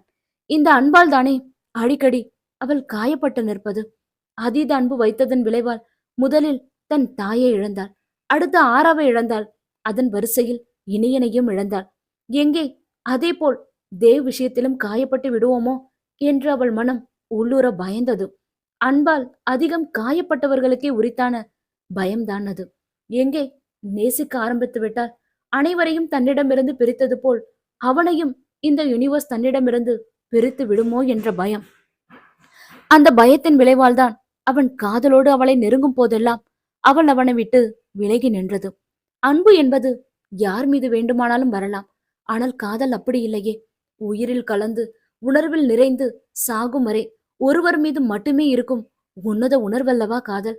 அன்பின் காயங்களையே தாங்கிக் கொள்ள முடியாதவளால் காதல் தரும் வலிகளை அவ்வளவு எளிதில் ஏற்றுக்கொள்ளத்தான் முடியுமா? இல்லை, அந்த வலிகளை அவளால் கடக்கத்தான் முடியுமா? அவ்வளவு எளிதில் ஒரு பெண்ணின் மனம் தன் மீது காதல் படர அனுமதிப்பதில்லை. அப்படி படர்ந்து விட்டால் அதை பிடுங்கெறிவதென்பது அவளாலும் முடியாத காரியமாயிற்று. ஒருவேளை பின்னாளில் அப்படி ஒரு வழியை அனுபவிக்கப் போவதை முன்கூடியே உணர்ந்துதான் அவள் மனம் அவன் விஷயத்தில் எந்த முடிவும் எடுக்க முடியாமல் அமைதி காத்ததோ என்னவோ. அவன் இப்படி கலங்கி போய் நிற்பதை பார்க்க அவளுக்கு கஷ்டமாகத்தான் இருந்தது. ஆனால் அதற்காக அவளும் இந்த கண்ணாமூச்சி ஆட்டத்தை தொடர்ந்து கொண்டிருக்க முடியாதே. அதனால்தான் அவள் அவனிடம் விவாகரத்து கேட்டது கூட. விளையாடி களைத்து போய் அந்த பூனைக்குட்டி அவள் மடியிலேயே உறங்கி இருந்தது.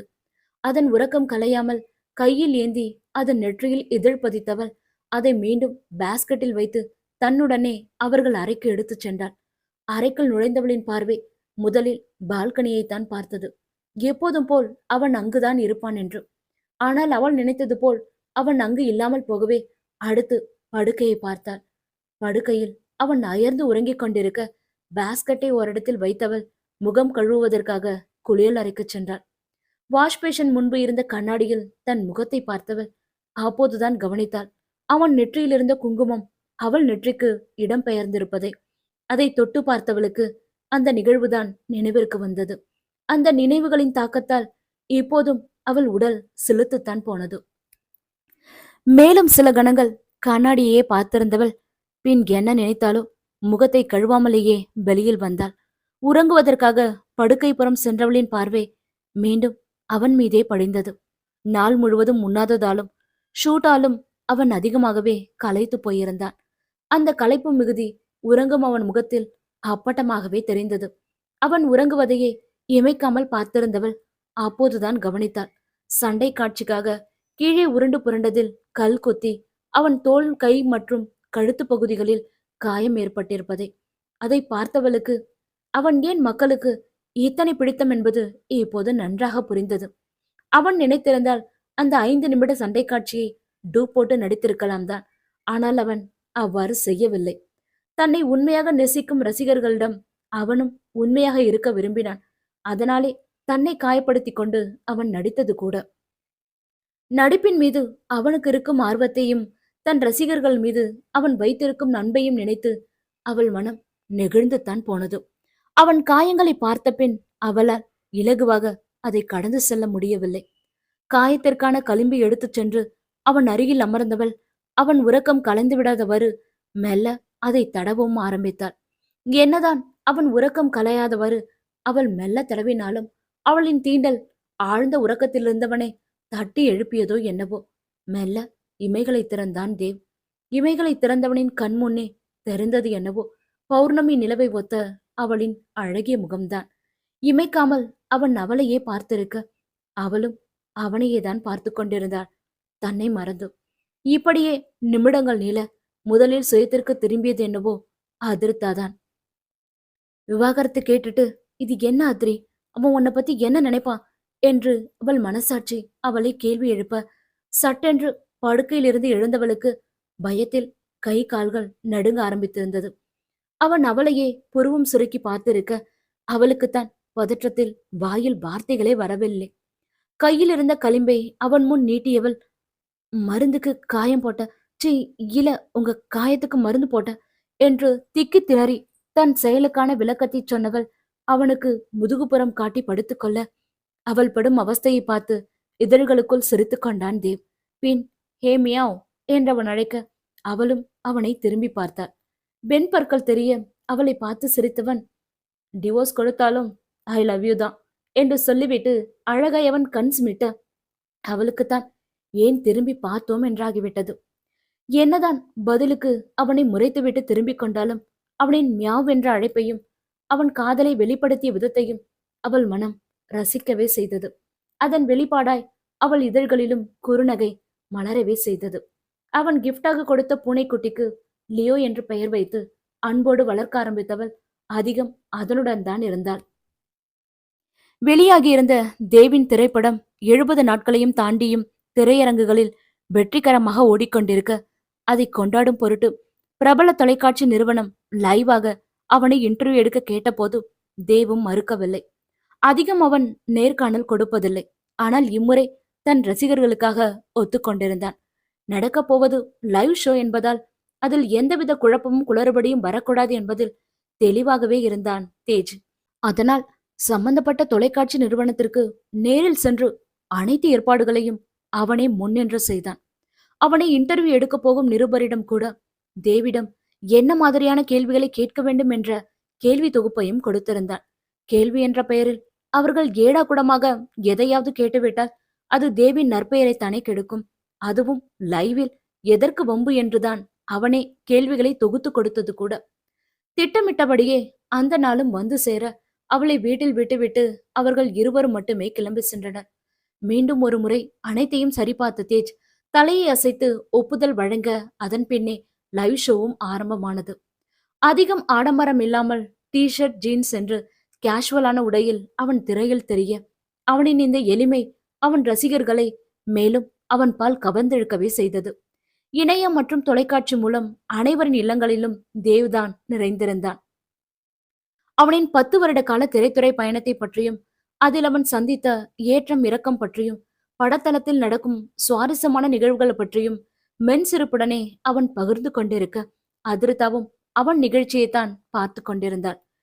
எல்லாம் நன்றாக போய்க் கொண்டிருந்த சமயத்தில்தான் அவனை பேட்டி எடுத்துக் கொண்டிருந்த நிருபர் அவன் பெற்றோர் குறித்து கேள்வி எழுப்ப அதுவரையும் அவன் முகத்திலிருந்த புன்னகை மெல்ல மெல்ல காணாமல் போனது.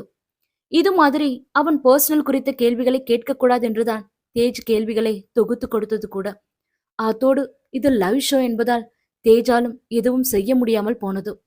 கேமராவின் அருகில் நின்று கொண்டிருந்த தேஜை பார்த்தான். அவனோ தனக்கும் இதுக்கும் இந்த கேள்விக்கும் எந்த சம்பந்தமும் இல்லை என்பது போல் தலையை இடவலமாக ஆட்ட அவன் பார்வை மீண்டும் நிருபர்புறம் திரும்பியது. நிச்சயம் இது வேண்டுமென்றே கேட்கப்பட்ட கேள்வி என்றும் இதற்கு பின்னால் யாரோ இருக்கிறார்கள் என்பதும் தெளிவாக அவனுக்கும் புரிந்தது. சொல்லுங்க எடி, இது நாள் வர எந்த ஷோலையுமே உங்க பேரண்ட்ஸ் பத்தி நீங்க ஏன் பகிர்ந்துக்கவே இல்ல என்றவனை விழிகள் இடுங்க பார்த்தான் தேவ். இது என்னோட கேள்வி மட்டும் இல்ல, உங்களோட கோடான கோடி ரசிகர்களோட கேள்வியும் கூட என்று அவன் ரசிகர்களை கொண்டு நிருபர் அவனை மடக்க தேவோ கோவத்தை அடக்கும் விதமாக கை முஷ்டியை இறுக மூடினான். இதனால் வரையும் அவன் பகிராத பக்கம் என்பதால் பார்த்து கொண்டிருந்த அவன் ரசிகர்கள் மத்தியிலும் ஆர்வம் கூடியது அவன் என்ன சொல்வான் என்று. நிருபரின் கேள்விக்கு பதில் சொல்ல முடியாமல் திணறிக் கொண்டிருப்பவனை திரையில் பார்த்து கொண்டிருந்த தருணுக்கோ ஆகாயத்தில் பறக்காத குறைத்தான். அவனை இப்படி பார்ப்பதற்காகத்தானே தருணும் இந்த அளவிற்கு மெனக்கெட்டது கூட. ஆம், பதிலுக்கு எப்படியாவது தேவை பழிவாங்க வேண்டும் என்றுதான் இனியனை வைத்து காய் நகர்த்த முயற்சித்தான். ஆனால் அதற்கு இனியன் பிடி கொடுக்காமல் போகவே அடுத்த முயற்சியாக தேவ் பற்றிய புள்ளி விவரங்களை ராகவ் மூலம் சேகரித்தான். அப்படி சேகரித்த விவரங்களை எல்லாம் ஒன்று விடாமல் நிதானமாக பார்த்தான். அவனை பழிவாங்க ஏதாவது வழி கிடைக்காதா என்று. அவன் முயற்சி வீண் போகாத வண்ணம் தேவின் பெற்றோர் குறித்த விவரம் இதனால் வரையுமே வெளி உலகத்திற்கு தெரியாமல் இருக்க அது தருண் மனதிற்குள்ளும் ஒருவித நெருடலை ஏற்படுத்தத்தான் செய்தது. எதற்காக அவன் மறைக்க வேண்டும்? மறைக்கிறான் என்றால் அதில் ஏதோ ஒரு மர்மம் இருப்பதாகத்தானே அர்த்தம்.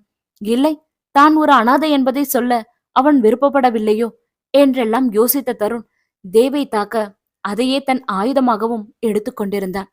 இதனால் வரை தொழில் முறையாக மட்டுமே அவனை தாக்கியவன் முதன் முறையாக அவன் உணர்வுகளோடு விளையாட ஆரம்பித்திருந்தான். லைவ் ஷோ பற்றி தெரிந்து கொண்டவன் அவனை பேட்டி எடுக்க போகும் நிருபரையும் விலைக்கு வாங்கியிருந்தான். என்னதான் தேஜ் முன்னமே கேள்விகளை தொகுத்து கொடுத்திருந்தாலும் தருண் கேட்க சொன்ன கேள்வியை சரியான நேரம் பார்த்து நிருபரும் கேட்டுவிட அந்த கேள்விகளின் தாக்கத்தால் தேவின் முகம் சுணங்க அதையெல்லாம் திரையில் பார்த்து கொண்டிருந்த தருணுக்கு உலகத்தையே வென்றது போல் இருந்தது.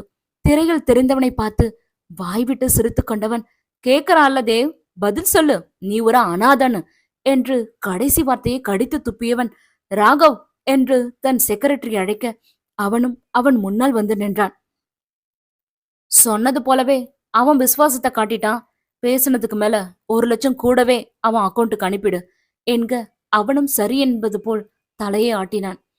ஏடி என்று அவனை அழைத்த நிருபர், உங்களுக்கு சொல்ல விருப்பம் இல்லைன்னா சொல்ல வேண்டாம் என்க அந்த வார்த்தை அவனுக்குள் சுருக்கென்று தைக்கவே செய்தது. இப்போது மட்டும் இந்த கேள்விக்கு அவன் பதில் சொல்லவில்லை என்றால் நிச்சயம் அவன் ரசிகர்களுக்கு அவன் மீது அதிருப்தி ஏற்படும். அத்தோடு யூடியூப் சேனல்கள் தங்கள் பங்கிற்கு அவன் பெற்றோர் குறித்து பலவிதமான கட்டுக்கதைகளை முன்வைக்கும். அதையெல்லாம் விரும்பாதவன் மீண்டும் புன்முறுவல் புரிந்தவாறே, சொல்லக்கூடாதுன்னு இல்ல என்றவன் தன் மனதை கல்லாக்கி கொண்டு, என் பேரண்ட்ஸ நான் பார்த்ததில்ல. எனக்கு நினைவு தெரிஞ்சு என்னை ஒரு பாட்டி தான் வளர்த்தாங்க. அவங்களும் எனக்கு 12 வயசு இருக்கும்போது இறந்துட்டாங்க. அதுக்கப்புறம் எனக்காக நானே ஓட ஆரம்பிச்சேன். தேஜ பார்த்தேன். தேஜ் மூலமா ஸ்டுடியோல வேலைக்கு சேர்ந்தேன். அங்கதான் எனக்கு நடிக்க சான்ஸும் கிடைச்சது என்று பாதி பொய்யும் பாதி உண்மையும் சொல்லி அவன் சமாளித்தாலும் உள்ளுக்குள் அவனுக்கு அதிகமாகவே வலித்தது அவன் தாய் மங்களத்தை நினைத்து. என்னதான் சிரித்துக்கொண்டே அவன் பேட்டியை முடித்தாலும் உள்ளுக்குள் எரிமலை குழம்பாய் கொதித்துக் கொண்டிருந்தான் தேவ். இன்டர்வியூ முடிந்த கையோடு யாரிடமும் பேசாமல் வேக எட்டுகளுடன் கார் இருக்கும் இடத்திற்கு விரைந்தான். அவன் பின்னாலேயே மூச்சு வாங்க ஓடி வந்த தேஜ் தேவ் என்றவனை அழைக்க அவனும் சிவந்த விழிகளோடு அவனை பார்த்தான். அவனின் சிவந்திருந்த கோவ விழிகளை பார்க்க தேஜிற்குமே பயமாகத்தான் இருந்தது. தேவ், நான் கொடுத்த லிஸ்ட்ல அப்படி ஒரு கேள்வியே இல்ல என்றான். எங்கே அவன் தன்னை தவறாக நினைத்து விடுவானோ என்ற பயத்தில். அதே நேரம் தேவின் செல்போனுக்கு தெரியாத நம்பரிலிருந்து அழைப்பு வர அழைப்பை ஏற்று காதில் வைத்தான். என்ன ஹீரோ என்று மறுமுனையில் தருண் ஆரம்பிக்க உடனே போனை ஸ்பீக்கரில் போட்டிருந்தான் தேவ். எதிர்பார்க்கலல்ல, லைவ் ஷோல உனக்கு இப்படி ஒரு ட்விஸ்ட் இருக்குன்னு என்று சிரித்துக்கொண்டே தருண் கேட்க இருவருக்கும் இப்போது தெளிவாக புரிந்தது. இதற்கெல்லாம் காரணம் தருண் தான் என்று. எதுவும் பேசாமல் தேவ் அமைதியாக இருக்க தருண் தான் மீண்டும் தொடர்ந்தான். நான் கூட அப்பன் பேரு தெரியாதாலதான் உன் பர்சனல் லைஃப பத்தி நீ வாய திறக்கலான்னு நினைச்ச என்றவனின் வார்த்தைகள் அவனுக்குள் சுருக்கென்று தைக்க கோபத்தில் கை முஷ்டிகளை இறுக்க மூடினான் தேவ். கடைசியில பெத்தவங்க யாருன்னே தெரியாத அனாதையா நீ என்று ஏளனமாக கேட்டுவிட்டு அவன் சத்தம் போட்டும் சிரிக்க அவன் சிரிப்பு அவனுக்குள் மேலும் கோபத்தை தான் ஏற்படுத்தியது. அதன் வெளிப்பாடாய் காரின் சைட் மிரரை தேவ் உடைக்க அதன் கரத்தையும் நன்றாகவே பதம் பார்த்திருந்தது. அவன் கரத்தில் வழிந்தோடிய ரத்தத்தை பார்த்த தேவ் ரத்தம் என்று பதற அவனும் தன் கோப பார்வையாலே அவனை அடக்கினான். என்ன நினைச்ச என்ன பத்தி? 4 படத்தை புடுங்கிட்டா நான் விரல் சுப்பிட்டு போவான்னு நினைச்சியா? ஏன்னு கேட்க கூட ஆள் இல்லாத அனாத பைய உனக்கே இவ்ளோ இருக்கும் போது சூரிய பிரகாஷோட பையன் எனக்கு எவ்வளவு இருக்கும்? உங்களெல்லாம் ஆரம்பத்திலே கிள்ளி எரிஞ்சிருக்கணும். கில்லாம விட்டது ஏன் தப்புதான். இது ஜஸ்ட் பிகினிங் தான். அடுத்த பூகம்பத்துக்காக வெயிட் பண்ணுடா அனாத பயலே என்றவன் தேவின் பதிலுக்கு காத்திராமல் போனையும் கட் செய்திருந்தான்.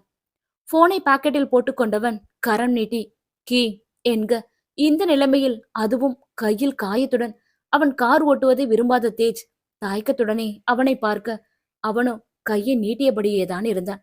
பின் வேறு வழியின்றி தேஜ் கார் கீயை கொடுக்க அதை வாங்கி கொண்டவன் காரை ஸ்டார்ட் செய்து ஓட்டவும் ஆரம்பித்திருந்தான். தனக்குள் இருக்கும் கோவத்தை எல்லாம் தேவ் ஸ்டியரிங் மீது காட்டிக்கொண்டிருக்க அவனை சமாதானப்படுத்தும் வழி தெரியாது அவனையே பார்த்து கொண்டிருந்தான் தேஜ். மீண்டும் அடுத்த அத்தியாயத்தில் சந்திப்போம்.